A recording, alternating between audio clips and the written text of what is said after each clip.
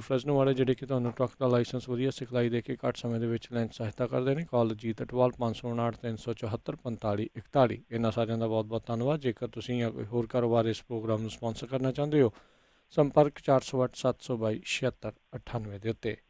ਮਿੰਟੂ ਜੀ, ਗੱਲਬਾਤ ਦਾ ਸਿਲਸਿਲਾ ਸ਼ੁਰੂ ਕਰਦੇ ਜਾਈਏ ਤਾਂ ਕਹਿੰਦੇ ਚਵਣਕੇ ਦੀ ਰਿਪੋਰਟ ਨੂੰ ਹਾਈ ਕੋਰਟ ਨੇ ਰੋਕਿਆ। ਦੇਖੋ ਅਸ਼ੋਕ ਚਵਾਨਕੇ ਹੈ ਜਿਹੜਾ ਨਾ, ਚਵਾਨਕੇ ਦਾ ਮਤਲਬ ਕਿ ਚਵਾਤਾ ਹੀ ਕਹਿ ਲਓ। ਇਹ ਉਹ ਪੱਤਰਕਾਰ ਆ ਜਿਹੜੇ ਕਹਿ ਸਕਦੇ ਆਪਾਂ ਕਿ ਅੱਜ ਕੱਲ੍ਹ ਦੀ ਪੱਤਰਕਾਰਤਾ ਨੂੰ ਕਲੰਕ ਬਣ ਕੇ ਚਿੰਬੜੇ ਹੋਏ ਆ।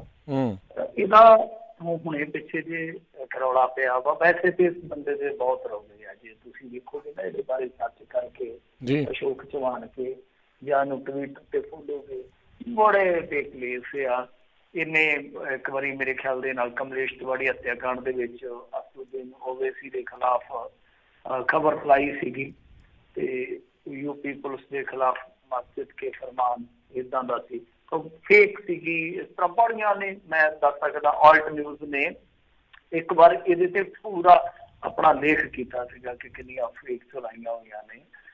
ਇਸ ਬੰਦੇ ਨੇ ਇੱਕ ਵੀਡੀਓ ਚਲਾ ਦਿੱਤਾ ਜਿਹਦੇ ਵਿੱਚ ਹੱਥ 'ਚ ਤਲਵਾਰ ਫੜ ਕੇ ਕੁਛ ਲੋਕ ਦੱਸਿਆ ਗਿਆ ਕਿ RSS ਦੇ ਜਿਹੜੇ ਕਾਰਕੁਨ ਨੇ ਉਹਨਾਂ ਨੂੰ ਮਾਰਦੇ ਪਏ ਆ, ਨਾਅਰੇ ਲਾਉਂਦੇ ਪਏ ਆ।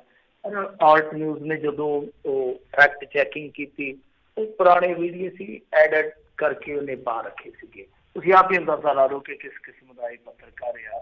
ਫਿਰ ਇਹਨੇ ਬੁਲੰਦ ਸ਼ਹਿਰ ਦੀ ਜਿਹੜੀ ਹਿੰਸਾ ਸੀ, ਵਾਇਲੈਂਸ ਸੀ, ਉਹਨੂੰ ਤਬਲੀਗੀ ਤਮਾ ਦੇ ਨਾਲ ਜੋੜ ਦਿੱਤਾ ਸੀ। ਇਸਤੇਮਾ ਕਾਫੀ ਉਹਨਾਂ ਦੀ ਫੇਮਸ ਜਿੱਦਾਂ ਕਹਿ ਲਈਏ ਤਬਲੀਗੀਆਂ ਦੀ ਜਮਾਤ ਹੈ, ਤਾਂ ਉਸ ਵੇਲੇ ਵੀ ਇਹਦਾ ਬਹੁਤ ਜ਼ਿਆਦਾ ਕ੍ਰਿਟੀਸਾਈਜ਼ ਕੀਤਾ ਗਿਆ। ਹੁਣ ਇਹਨੇ ਪੰਗਾ ਕੀ ਛੇੜਿਆ ਕਿ ਇਹਨੇ ਆਪਣੇ ਟਵਿੱਟਰ ਹੈਂਡਲ ਤੋਂ ਇੱਕ ਟਵੀਟ ਕੀਤਾ ਜਿਹਦੇ ਵਿੱਚ ਇੱਕ ਵੀਡੀਓ ਸੀ। ਉਹਦੇ ਵਿੱਚ ਮਤਲਬ ਕਿ ਜਿੱਦਾਂ ਪ੍ਰੋਮੋ ਨਹੀਂ ਆਪਾਂ ਕਰਦੇ ਕਿਸੇ ਵੀ ਪ੍ਰੋਗਰਾਮ ਦਾ, ਕੱਟ ਕੇ ਪ੍ਰੋਮੋ ਪਾਉਂਦੇ ਆ, ਤਾਂ ਇਹਨੇ ਇੱਕ ਆਪਣੀ ਰਿਪੋਰਟ ਦਾ ਪ੍ਰੋਮੋ ਕੱਟ ਕੇ ਪਾਇਆ ਜਿਹਦੇ ਵਿੱਚ ਉਹ ਸਿੱਧੇ ਤੌਰ ਤੇ ਕਹਿ ਰਿਹਾ ਕਿ ਬਿਊਰੋਕ੍ਰੇਸੀ ਜਹਾਦ ਹੋ ਰਿਹਾ। ਮਤਲਬ ਕਿ ਜੋ UPSC ਕਰਦੇ ਆ, IAS ਬਣਦੇ ਆ ਜਾਂ IPS ਬਣਦੇ ਆ, ਮਤਲਬ ਕਿ ਇਹਦੇ ਵਿੱਚ ਮੁਸਲਮਾਨ ਘੁਸਪੈਠ ਕਰ ਗਏ ਆ, ਤਾਂ ਇਹ ਬਹੁਤ ਵੱਡੀ ਸਾਜ਼ਿਸ਼ ਆ। ਕੁਛ ਇਸ ਟਾਈਪ ਦੀ ਇਹਦੀ ਰਿਪੋਰਟਿੰਗ ਸੀਗੀ। ਔਰ ਉਸ ਤੋਂ 2 ਦਿਨ ਪਹਿਲਾਂ ਇਹਨੇ ਇੱਕ ਸਕਾਲਰ ਬੀਬੀ ਦੇ ਖਿਲਾਫ ਬੜੀ ਭੱਦੀ ਸ਼ਬਦਾਵਲੀ ਵਰਤੀ ਟਵੀਟਰ ਤੇ, ਤਾਂ ਉਦੋਂ ਵੀ ਇਹਨੂੰ ਲਾਹਨਤਾਂ ਜਿਹੜੀਆਂ ਚੌਕੀਆਂ ਪਈਆਂ, ਪਰ ਇਹ ਮੈਨੂੰ ਲੱਗਦਾ ਕਿ ਲਾਹਨਤ ਪ੍ਰੂਫ ਹੋ ਚੁੱਕਾ। ਸੋ ਉਸ ਤੋਂ ਬਾਅਦ ਜਿੰਨੀਆਂ ਹੈਗੀਆਂ IAS ਹੋਣ ਚਾਹੇ IPS ਹੋਣ, ਇਹਨਾਂ ਦੀਆਂ ਐਸੋਸੀਏਸ਼ਨ ਹੁੰਦੀਆਂ, ਤੁਹਾਨੂੰ ਪਤਾ। ਉਹ ਇਸ ਤੋਂ ਇਲਾਵਾ ਜਿਹੜੇ ਆਮ ਇੰਟਲੈਕਚੁਅਲ ਨੇ ਜਾਂ ਲਿਬਰਲ ਲੋਕ ਨੇ, ਉਹਨਾਂ ਨੇ ਬਹੁਤ ਕ੍ਰਿਟੀਸਾਈਜ਼ ਕੀਤਾ ਕਿ UPSC ਇਸ ਤਰ੍ਹਾਂ ਦੀ ਪ੍ਰੀਖਿਆ ਹੈ ਜਿਹਦੇ ਵਿੱਚ ਕੋਈ ਵੀ ਸੇਧਮਾਰੀ ਨਹੀਂ ਹੋ ਸਕਦੀ, ਸੰਨਮਾਰੀ ਨਹੀਂ ਕੀਤੀ ਜਾ ਸਕਦੀ। ਇਹਦਾ ਬਹੁਤ ਜ਼ਿਆਦਾ ਜਿੱਦਾਂ ਕਹਿ ਲਈਏ ਕਿ ਸਿਸਟਮ ਹੈ ਜਿਹੜਾ ਉਹ ਮੰਨਿਆ ਜਾਂਦਾ ਕਿ ਪਾਰਦਰਸ਼ਤਾ ਵਾਲਾ ਇਹਨਾਂ ਦਾ ਸਾਰਾ ਤਾਣਾ ਬਾਣਾ ਆ, ਕਿਸ ਤਰ੍ਹਾਂ ਨਹੀਂ ਹੁੰਦਾ। ਔਰ ਇਹ ਉਹ ਲੋਕ ਆ ਜਿਹੜੇ ਬਹੁਤ ਮਿਹਨਤ ਕਰਦੇ, ਮਤਲਬ ਕਿ ਦੇਸ਼ ਦੀ ਭਲਾਈ ਹੁੰਦੇ ਆ। ਇਹ ਬੱਚੇ ਉਹ ਬੱਚੇ ਆ ਜਿਹੜੇ ਸਟਰਗਲ ਕਰਕੇ ਛੋਟੇ ਘਰਾਂ ਚੋਂ ਵੀ ਨਿਕਲੇ ਹੁੰਦੇ ਆ। ਤਾਂ ਉਸ ਤੋਂ ਬਾਅਦ ਚਾਹੇ ਉਹ ਹਿੰਦੂ ਭਾਈਚਾਰੇ ਤੋਂ ਹੋਣ ਚਾਹੇ ਮੁਸਲਿਮ ਭਾਈਚਾਰੇ ਤੋਂ ਹੋਣ, IAS IPS ਖੁੱਲ ਕੇ ਬੋਲੇ ਆ ਇਸ ਬੰਦੇ ਦੇ ਖਿਲਾਫ। ਮੇਰੇ ਖਿਆਲ ਦੇ ਨਾਲ ਪਹਿਲੀ ਮਰਤਬਾ ਹੋਣਾ ਜਦੋਂ ਇਹੋ ਜਿਹੇ ਕਥਿਤ ਪੱਤਰਕਾਰ ਕਹੂੰਗਾ, ਮੈਂ ਤਾਂ ਸੋ ਕਾਲਡ ਪੱਤਰਕਾਰ ਕਹੂੰਗਾ ਇਸ ਬੰਦੇ ਨੂੰ, ਕਿਉਂਕਿ ਪੱਤਰਕਾਰਤਾ ਦੇ ਨਾਮ ਤੇ ਲੋਕ ਕਲੰਕ ਨੇ। ਕਿਉਂਕਿ ਇਸ ਬੰਦੇ ਨੇ ਜਿਹੜਾ ਪ੍ਰੋਮੋ ਕੱਟ ਕੇ ਪਾਇਆ, ਉਹ RSS ਦੇ ਮੁਖੀ ਨੂੰ ਵੀ ਟੈਗ ਕੀਤਾ ਤੇ ਪ੍ਰਧਾਨ ਮੰਤਰੀ ਨੂੰ ਵੀ ਟੈਗ ਕੀਤਾ। ਦੇਖੋ ਜੀ ਮਨਸ਼ਾ ਦੇਖੋ, ਇੱਥੋਂ ਹੀ ਝਲਕਦੀ ਆ। ਬਹੁਤ ਰੋਗਾਂ ਦੇ ਰੋਗ ਲਾਹਨਤ ਪਈ। ਤਾਂ ਫਿਰ ਜਾਮੀਆ, ਕਿਉਂਕਿ ਉਹ ਵੀ UPSC ਦੀ ਮੇਰੇ ਖਿਆਲ ਦੇ ਨਾਲ ਤਿਆਰੀ ਕਰਵਾਉਂਦੇ, ਉਹਨਾਂ ਦੇ ਬੱਚੇ ਵੀ ਜਾਂਦੇ ਆ, ਤਾਂ ਉਹਨਾਂ ਨੇ ਇਹਦੇ ਖਿਲਾਫ ਮੁਕੱਦਮਾ ਪਾਇਆ, ਹਾਈ ਕੋਰਟ ਦੇ ਵਿੱਚ ਪਟੀਸ਼ਨ ਪਾਈ ਤੇ ਉਹਨਾਂ ਨੇ ਫੌਰੀ ਤੌਰ ਤੇ ਉਹਨਾਂ ਕਿਹਾ ਕਿ ਰਿਪੋਰਟ ਤੂੰ ਪ੍ਰਸਾਰਿਤ ਨਹੀਂ ਕਰੇਗਾ ਤਾਂ ਦੇਖਦੇ ਆ ਕਿ ਕੀ ਬਣਦਾ। ਤਾਂ ਹਾਈ ਕੋਰਟ ਨੇ ਇਹਦੀ ਉਸ ਤਥਾ ਕਥਿਤ ਰਿਪੋਰਟ ਤੇ ਪਾਬੰਦੀ ਲਾ ਦਿੱਤੀ ਹੈ। ਮੈਂ ਕਹਿੰਦਾ ਕਿ ਬਹੁਤ ਵਧੀਆ ਕੀਤਾ। ਇਹੋ ਜਿਹੇ ਬੰਦੇ ਦੇ ਖਿਲਾਫ ਜਿਹੜਾ ਆਪਣੇ ਆਪ ਨੂੰ ਪੱਤਰਕਾਰ ਅਖਵਾਉਂਦਾ, ਪੱਤਰਕਾਰ ਨਹੀਂ, ਇਹ ਪੱਤੜ ਝਾੜ ਬੰਦਾ ਹੈ। ਜਿਹੜੇ ਝੂਠੇ ਪੱਤੜ ਨਹੀਂ ਹੁੰਦੇ, ਉਹ ਝਾੜਨ ਵਾਲੇ ਲੋਕ ਨੇ ਇਹ। ਤਾਂ ਇਹਨਾਂ ਲੋਕਾਂ ਦੇ ਖਿਲਾਫ ਤੇ ਕਾਨੂੰਨੀ ਕਾਰਵਾਈ ਹੋਣੀ ਚਾਹੀਦੀ ਆ। ਦੇਖੋ UPSC ਦੇ ਵਿੱਚੋਂ ਇਕੱਲੇ ਮੁਸਲਮਾਨ ਥੋੜ੍ਹੀ ਨਿਕਲਦੇ ਆ, ਹਿੰਦੂ ਭਾਈਚਾਰੇ ਦੇ ਬੱਚੇ ਵੀ ਨਿਕਲਦੇ ਆ, ਸਿੱਖ ਭਾਈਚਾਰੇ ਦੇ ਬੱਚੇ ਵੀ ਨਿਕਲਦੇ ਆ। ਤਾਂ ਤੁਸੀਂ ਉਸ ਟੈਲੈਂਟ ਨੂੰ ਹੀ ਕਿਤੇ ਨਾ ਕਿਤੇ ਕਟਹਿਰੇ 'ਚ ਖੜਾ ਕਰ ਰਹੇ ਹੋ ਕਿ ਇਹ ਤੇ ਜੀ ਬਸ ਸਾਰਾ ਕੁਛ ਇਸ ਤਰ੍ਹਾਂ ਹੀ ਚੱਲਦਾ ਪਿਆ। ਤੇ ਦੂਜੀ ਗੱਲ ਇਹ ਹੈ ਕਿ UPSC ਦੀ ਪ੍ਰੀਖਿਆ ਜੇ ਇਸ ਤਰ੍ਹਾਂ ਮੁਸਲਮਾਨ ਰਲ ਗੱਲ ਕਰਕੇ ਇਹ ਕੱਢ ਰਹੇ ਆ, ਤਾਂ ਉਹ ਵੀ ਭਾਰਤੀ ਜਨਤਾ ਪਾਰਟੀ ਦੇ ਰਾਜ ਦੇ ਵਿੱਚ ਤੇ ਗੱਲ ਕਿੱਥੋਂ ਜਾਂਦੀ ਹੈ? ਮੇਰੇ ਖਿਆਲ ਦੇ ਨਾਲ ਇਸ ਤੋਂ ਗੰਦੀ ਪੱਤਰਕਾਰਤਾ ਅਸੀਂ ਤੇ ਆਪਦੀ ਸੰਭਾਲਾ ਚ ਨਹੀਂ ਵੇਖੀ ਕਿ ਆ ਹੁਣ ਤੁਸੀਂ ਸੁਸ਼ਾਂਤ ਵਾਲਾ ਮਾਮਲਾ ਦੇਖੋ, ਉਹਦੇ ਵਿੱਚ ਠੀਕ ਆ ਉਹਦੇ ਨਾਲ ਲਿਵਿੰਗ ਚ ਜੋ ਰਹਿੰਦੀ ਸੀ ਲਿਵਿੰਗ ਚ ਉਹ ਕੁੜੀ ਦਾ ਕੋਈ ਕਸੂਰ ਹੋਊਗਾ, ਪਰ ਜਿੰਨਾ ਮੀਡੀਆ ਟ੍ਰਾਇਲ ਕੀਤਾ ਜਾ ਰਿਹਾ, ਜਿਵੇਂ ਉਹਦੇ ਬਾਰੇ ਗੰਦ ਬਕਿਆ ਜਾ ਰਿਹਾ, ਮੈਂ ਕਹਿੰਦਾ ਕਿ ਮੈਨੂੰ ਤੇ ਇਹ ਆਉਂਦਾ ਕਿ ਠੀਕ ਹੈ ਉਹਨੇ ਜੇਲ੍ਹ ਤੇ ਹੋ ਸਕਦਾ ਜਾਣਾ ਹੋਵੇ, ਪਰ ਉਸ ਤੋਂ ਪਹਿਲਾਂ ਖੁਦਕੁਸ਼ੀ ਨਾ ਕਰ ਜਾਵੇ ਕੁੜੀ। ਬਿਲਕੁਲ ਜੀ, ਇਹ ਬਹੁਤ ਚਿੰਤਾ ਦਾ ਵਿਸ਼ਾ ਜਿਹੜਾ ਅੱਜ ਕੱਲ੍ਹ ਜਿਹੜਾ ਬਣਿਆ ਜਦੋਂ ਮੀਡੀਆ ਟਰਾਇਲ ਚੱਲਦੇ ਨੇ। ਅਤੇ ਮਿੰਟੂ ਜੀ, ਅਗਲੀ ਜੇ ਆਪਾਂ ਗੱਲ ਕਰਦੇ ਜਾਈਏ ਤਾਂ ਕਹਿੰਦੇ ਖੇਤੀ ਆਰਡੀਨੈਂਸ ਵਿਰੁੱਧ ਪੰਜਾਬ ਵਿਧਾਨ ਸਭਾ 'ਚ ਮਤਾ ਪਾਸ। ਹਾਂਜੀ, ਖੇਤੀ ਆਰਡੀਨੈਂਸ ਦੇ ਵਿਰੁੱਧ ਇਹਨਾਂ ਨੇ ਮਤਾ ਪਾਸ ਕਰ ਦਿੱਤਾ। ਉਹਦੇ ਵਿੱਚ ਆਮ ਆਦਮੀ ਪਾਰਟੀ ਤੁਹਾਨੂੰ ਪਤਾ ਹੀ ਹੈ ਕਿ ਉਹ ਮੁਖਾਲਫਤ ਕਰੂਗੀ ਨਹੀਂ, ਔਰ ਕਾਂਗਰਸ ਜਦੋਂ ਮੈਜੋਰਟੀ 'ਚ ਉਹਨੂੰ ਕੋਈ ਸਮੱਸਿਆ ਨਹੀਂ ਆਏਗੀ। ਕਿਉਂ? ਕਿਉਂਕਿ ਸ਼੍ਰੋਮਣੀ ਅਕਾਲੀ ਦਲ ਬਾਦਲ ਇਸ ਮਾਮਲੇ ਦੇ ਵਿੱਚ ਥੋੜਾ ਪਾਸਾ ਹੀ ਵੱਟ ਗਿਆ। ਆਪਾਂ ਜਿਵੇਂ ਅੱਗੇ ਕਹਿ ਰਹੇ ਸੀਗੇ ਇਹਨਾਂ ਵਾਸਤੇ ਥੋੜਾ ਦੁਬਿਧਾ ਵਾਲਾ ਕੰਮ ਹੈ, ਤੇ ਇਹਨਾਂ ਨੇ ਇੱਕ ਬਹੁਤ ਮੈਂ ਕਹੂੰਗਾ ਕਿ ਪੱਤਾ ਤਗੜਾ ਖੇਡਿਆ।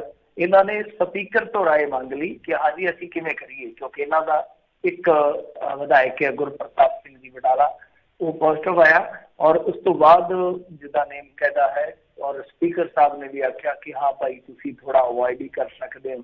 ਤਾਂ ਇਹਨਾਂ ਨੇ ਪੁੱਛਿਆ ਕਿ ਅਸੀਂ ਕੀ ਕਰੀਏ, ਉਹ ਕਹਿੰਦੇ ਕਿ ਇਤਿਹਾਸਨ ਤੁਸੀਂ ਰਹਿਣ ਦਿਓ। ਤਾਂ ਇਹਨਾਂ ਦਾ ਕੰਮ ਬਣ ਗਿਆ, ਚਲੋ ਗਏ ਨਹੀਂ ਹੈ। ਖੈਰ ਇਹਨਾਂ ਨੇ ਇੱਕ ਚਿੱਠੀ ਜਾਰੀ ਕਰ ਦਿੱਤੀ, ਕਹਿੰਦੇ ਕਿ ਖੇਤੀ ਮੰਤਰੀ ਜਿਹੜੇ ਕੇਂਦਰੀ ਖੇਤੀ ਮੰਤਰੀ ਆ ਉਹਨਾਂ ਨੇ ਸਾਨੂੰ ਰੁਕਾ ਦਿੱਤਾ ਲਿਖ ਕੇ। ਉਹ ਕਹਿੰਦੇ ਆ ਕਿ ਤੁਹਾਨੂੰ ਕੋਈ ਡਰਨ ਦੀ ਲੋੜ ਨਹੀਂ, MSP ਕਦੇ ਖਤਮ ਨਹੀਂ ਹੋਊਗੀ। ਤੋ ਇਹ ਸਾਰੇ ਉਹਨਾਂ ਨੇ ਭਰੋਸੇ ਦਿੱਤੇ ਸ਼੍ਰੋਮਣੀ ਅਕਾਲੀ ਦਲ ਬਾਦਲ ਵਾਲਿਆਂ, ਪਰ ਇਹਨਾਂ ਨੇ ਮਤਾ ਜਿਹੜਾ ਉਹ ਲੈ ਆਂਦਾ। ਉਸ ਮਤੇ ਦੇ ਵਿੱਚ ਜੇ ਆਪਾਂ ਦੇਖੀਏ ਮਜ਼ਮੂਨ ਨੂੰ ਤਾਂ ਇਹੋ ਹੀ ਕਿਹਾ ਕੈਪਟਨ ਅਮਰਿੰਦਰ ਸਿੰਘ ਨੇ ਕਿ ਇਹ ਕਿਸਾਨਾਂ ਨੂੰ ਬਰਬਾਦ ਕਰ ਦਊਗਾ, MSP ਖਤਮ ਕਰਨਾ ਚਾਹੁੰਦੀ ਹੈ ਕੇਂਦਰ ਸਰਕਾਰ। ਔਰ ਦੂਜੇ ਪਾਸੇ ਜੇ ਆਪਾਂ ਦੇਖੀਏ ਅਕਾਲੀ ਦਲ ਜਿਹੜੇ ਇਸ ਵੇਲੇ ਮੈਂ ਕਹੂੰਗਾ ਕਿ ਥੋੜੇ ਜਿਹੇ ਦੁਵਿਧਾ ਦਾ ਸ਼ਿਕਾਰ ਸੀਗੇ, ਉਹ ਅੱਜ ਵੀ ਕਹਿ ਰਹੇ ਕਿ ਕੈਪਟਨ ਅਮਰਿੰਦਰ ਸਿੰਘ ਗੁੰਮਰਾਹ ਕਰ ਰਹੇ ਲੋਕਾਂ ਨੂੰ। ਤਾਂ ਨਾਲ ਕੈਪਟਨ ਅਮਰਿੰਦਰ ਸਿੰਘ ਨੂੰ ਆਖਿਆ ਕਿ ਖੇਤੀ ਆਰਡੀਨੈਂਸ ਦੇ ਖਿਲਾਫ ਮਤੇ ਦਾ ਹਿੱਸਾ ਬਣਨ ਤੋਂ ਬਚ ਰਿਹਾ ਹੈ ਸ਼੍ਰੋਮਣੀ ਅਕਾਲੀ ਦਲ ਬਾਦਲ। ਤੋ ਇਹ ਸਾਰੀਆਂ ਚੀਜ਼ਾਂ ਹੋਈਆਂ ਨੇ। ਤੇ ਨਾਲ ਕੋਟਲੀ ਬੋਲੇ ਆ, ਉਹ ਕਹਿੰਦੇ ਆ ਕਿ MSP ਤੇ ਪਾਣੀਆਂ ਤੇ ਹਮਲੇ ਨਾਲ ਅੱਤਵਾਦ ਦਾ ਦੌਰ ਵਾਪਸ ਆਏਗਾ। ਇਹ ਜਿਹੜੇ ਉਹ ਕੋਟਲੀ ਬੇਅੰਤ ਸਿੰਘ ਪਰਿਵਾਰ ਦੇ ਵਿੱਚੋਂ ਆ, ਤਾਂ ਇਹ ਆਪ ਤੁਸੀਂ ਦੇਖੋ ਕਿ ਕੀ ਕਹਿ ਰਹੇ ਆ। ਕਮਾਲ ਦੀ ਗੱਲ ਇਹ ਆ ਕਿ ਜੇ ਅਸੀਂ ਆਪਣੇ ਹਕੂਕਾਂ ਵਾਸਤੇ ਬੋਲਾਂਗੇ, ਆਪਣੇ ਪਾਣੀ ਵਾਸਤੇ ਬੋਲਾਂਗੇ, ਤਾਂ ਕਮਾਲ ਦੀ ਗੱਲ ਅਸੀਂ ਅੱਤਵਾਦ ਲੈ ਆਵਾਂਗੇ। ਯਾਰ ਅੱਤਵਾਦੀ ਅਸੀਂ, ਹੱਦ ਹੋ ਗਈ ਹੈ ਇਹੋ ਜਿਹੇ। ਇਹ ਪਰਿਵਾਰ ਮੈਨੂੰ ਲੱਗਦਾ ਕਿ ਸਵੇਰ ਤੋਂ ਲੈ ਕੇ ਸ਼ਾਮ ਤੱਕ ਘੱਟੋ ਘੱਟ 1800 ਵਾਰੀ ਅੱਤਵਾਦੀ ਕਹਿ ਦਿੰਦਾ ਹੋਊਗਾ ਕਿ ਤੁਸੀਂ ਪੰਜਾਬ ਨੂੰ ਬਦਨਾਮ ਕਰ ਰਹੇ ਹੋ ਕਿ ਇੱਥੋਂ ਦੇ ਲੋਕ ਅੱਤਵਾਦੀ ਹੈ। ਉਹ ਪਹਿਲਾਂ ਹੀ UAPA ਲਾ ਦੇਣ ਤੁਹਾਡੇ ਤੇ, ਪਹਿਲਾਂ ਹੀ ਕਸ਼ਮੀਰ ਵਾਲਾ ਕੰਮ ਕਰਨ ਜਦੋਂ ਕਰਨਾ, ਵੀ ਇਸੇ ਦਾ ਅੱਤਵਾਦ ਆ ਜਾਊਗਾ। ਦੇਖੋ ਕਿੰਨਾ ਮੈਂ ਕਹੂੰਗਾ ਕਿ ਅਜੀਬੋ ਗਰੀਬ ਜਿਹਾ ਬਿਆਨ ਹੈ। ਹਾਂ ਤੇ ਤੁਸੀਂ ਸਿੱਧਾ ਕਹੋ ਕਿ ਅਸੀਂ ਮਾਲਕੀਅਤ ਰੱਖਦੇ ਹਾਂ। ਔਰ ਦੇਖੋ ਇਹਨਾਂ ਨੂੰ ਇਹ ਚੀਜ਼ਾਂ ਜਿਹੜੀਆਂ ਨੇ ਮੈਂ ਸਮਝਦਾ ਕਿ ਸ਼ਾਇਦ ਪਤਾ ਹੀ ਨਹੀਂ ਹੈ, ਤੇ ਜਾਂ ਇਹ ਪਤਾ ਕਰਨਾ ਨਹੀਂ ਚਾਹੁੰਦੇ। ਤੀਸਤਾ ਨਦੀ ਵਾਲਾ ਮਾਮਲਾ ਜਿਹੜਾ ਉਹ ਇੰਨਾ ਵੱਧ ਗਿਆ ਕਿ ਸਾਡੇ ਜਿਹੜੇ ਵਿਦੇਸ਼ ਮੰਤਰਾਲੇ ਵਾਲੇ ਆ ਉਹ ਭੱਜੇ ਫਿਰਦੇ ਆ, ਕਿਉਂਕਿ ਚੀਨ ਨੇ 1 ਬਿਲੀਅਨ ਦੇ ਦਿੱਤਾ ਉਹਨਾਂ ਨੂੰ, ਬੰਗਲਾਦੇਸ਼ ਵਾਲਿਆਂ ਨੂੰ। ਉਹ ਕੀ ਸੀਗਾ ਕਿ 2 ਦੇਸ਼ਾਂ ਦੇ ਦਰਮਿਆਨ ਨਦੀ ਆ, ਸਾਡੇ ਭਾਰਤ ਚੋਂ ਲੰਘ ਕੇ ਉਹ ਜਾਂਦੀ ਆ ਬੰਗਲਾਦੇਸ਼ ਦੇ ਵਿੱਚ। ਭਾਰਤ ਵਾਲੇ ਕੀ ਕਰਦੇ ਸਨ ਕਿ ਜਦੋਂ ਹੁੰਦਾ ਨਾ ਉਹਨੂੰ ਆਪਾਂ ਕਹਿੰਦੇ ਨੇ ਲੀਨ ਸੀਜ਼ਨ, ਉਦੋਂ ਤੇ ਉਹ ਖਿੱਚ ਲੈਂਦੇ ਸੀ, ਤੇ ਜਦੋਂ ਹੁੰਦਾ ਹੜ੍ਹਾਂ ਵਾਲਾ ਕੰਮ ਉਦੋਂ ਛੱਡ ਦਿੰਦੇ ਸੀ। ਉਹਨਾਂ ਨੇ ਇਹਨਾਂ ਦੇ ਨਾਲ ਇੱਕ ਸਮਝੌਤਾ ਕਰਨਾ ਚਾਹਿਆ, ਔਰ ਉਹ ਸਮਝੌਤਾ ਪਿਛਲੇ ਬਾਰੇ ਕਿਉਂ ਨਹੀਂ ਸੀ ਨੇਪਰੇ ਚੜਿਆ? ਕਿਉਂ? ਕਿਉਂਕਿ ਵਿੱਚ ਪੱਛਮੀ ਬੰਗਾਲ ਆ ਗਿਆ। ਰਾਈਪੇਰੀਅਨ ਰਾਜ ਸੀਗਾ ਉਹ, ਉਹਨਾਂ ਨੇ ਆਪਣਾ ਰਾਈਪੇਰੀਅਨ ਰਾਜ ਵਾਲਾ ਅਖਤਿਆਰ ਵਰਤ ਕੇ 2 ਦੇਸ਼ਾਂ ਦਾ ਸਮਝੌਤਾ ਰੋਕ ਦਿੱਤਾ।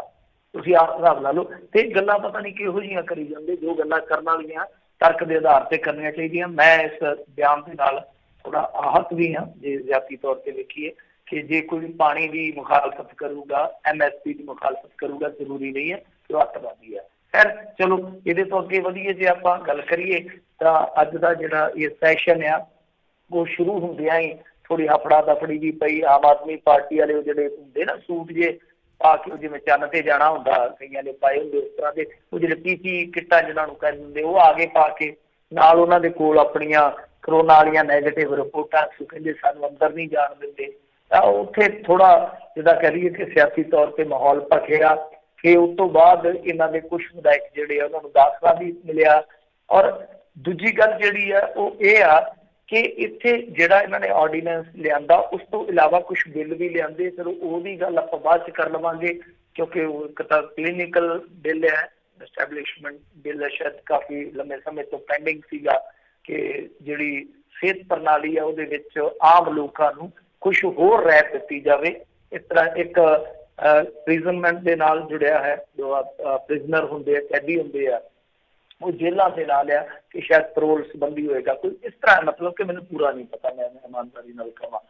ਤੇ ਜਿਹੜੀ ਖੇਤੀ ਆਰਡੀਨੈਂਸ ਦੀ ਗੱਲ ਆ ਇਹਨਾਂ ਨੇ ਮਤਾ ਲਿਆਂਦਾ, ਠੀਕ ਆ, ਪਰ ਗੱਲ ਇਹ ਆ ਕਿ ਦੇਖੋ ਹੁਣ ਕੈਪਟਨ ਅਮਰਿੰਦਰ ਸਿੰਘ ਬਾਹਰ ਤੇ ਕਿਸਾਨਾਂ ਨੂੰ ਕੁਟਾ ਰਹੇ ਆ, ਕਿਸਾਨਾਂ ਦੇ ਸਿਰ ਫੜਵਾ ਰਹੇ ਆ ਪੁਲਿਸ ਤੋਂ, ਉਹਨਾਂ ਤੇ ਪਰਚੇ ਕਰਵਾ ਰਹੇ ਆ। ਮਤਾ ਜ਼ਰੂਰ ਲਿਆਂਦਾ, ਚਲੋ ਚੰਗੀ ਗੱਲ ਆ, ਪਰ ਉਸ ਤੋਂ ਅਗਲੀ ਕੋਈ ਹਕਮਤ ਅਮਲੀ ਨਹੀਂ ਦੱਸ ਸਕੇ ਕਿ ਸਾਡੀ ਰਣਨੀਤੀ ਕੀ ਰਹੂਗੀ, ਕਿ ਕਾਂਗਰਸ ਕੌਮੀ ਪੱਧਰ ਤੇ ਇਹਦਾ ਵਿਰੋਧ ਕਰੂਗੀ, ਕਿ ਪੰਜਾਬ ਸਰਕਾਰ ਕੋਈ ਵੱਖਰੇ ਕਿਸਮ ਦਾ ਕੋਈ ਸੰਘਰਸ਼ ਛੇੜੂਗੀ, ਐਸਾ ਕੁਛ ਨਹੀਂ। ਮਤਾ ਜ਼ਰੂਰ ਲਿਆਂਦਾ, ਪਰ ਫਿਰ ਵੀ ਮੈਂ ਕਹਿੰਦਾ ਚਲੋ ਇੱਕ ਵਾਰੀ ਅੱਛੀ ਗੱਲ ਹੈ ਇਹਨਾਂ ਨੇ ਮਤਾ ਲਿਆਂਦਾ। ਪਰ ਆਉਣ ਵਾਲੇ ਦਿਨਾਂ ਦੇ ਵਿੱਚ ਦੇਖੋ ਜਿੱਦਾਂ ਸ਼੍ਰੋਮਣੀ ਅਕਾਲੀ ਦਲ ਬਾਦਲ ਕਹਿੰਦਾ ਕਿ ਉਹਨਾਂ ਨੇ MSP ਦਾ ਭਰੋਸਾ ਦਿੱਤਾ, ਤਾਂ ਭਰੋਸੇ ਦੀ ਮੈਂ ਤੁਹਾਨੂੰ ਗੱਲ ਦੱਸ ਦਿੰਦਾ ਕਿ ਉਹਨਾਂ ਨੇ GST ਦਾ ਬਕਾਇਆ ਦੇਣ ਤੋਂ ਹੱਥ ਖੜੇ ਕਰ ਦਿੱਤੇ ਰਾਜਾਂ ਨੂੰ।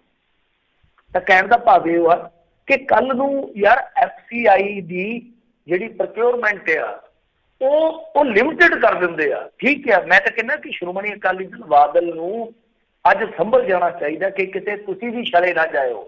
ਜਿੱਦਾਂ ਮਾਸਟਰ ਤਾਰਾ ਸਿੰਘ ਵਰਗੇ ਵੇਖੋ ਇਤਿਹਾਸ ਦੇ ਵਿੱਚ ਦਰਜ ਹੋ ਗਏ ਆ, ਲੌਂਗੋਵਾਲ ਵਰਗੇ ਇਤਿਹਾਸ 'ਚ ਦਰਜ ਹੋ ਚੁੱਕੇ ਆ, ਤਾਂ ਕਿਤੇ ਤੁਸੀਂ ਵੀ ਇਸ ਤਰ੍ਹਾਂ ਦੀ ਕੋਈ ਹੋਰ, ਕਿਉਂਕਿ ਅੱਗੇ ਵੀ ਤੁਹਾਡੇ ਤੇ ਹੈਗਾ, ਹੋਰ ਨਾ ਕੁਛ ਖੱਟ ਕੇ ਬਹਿ ਜਾਓ।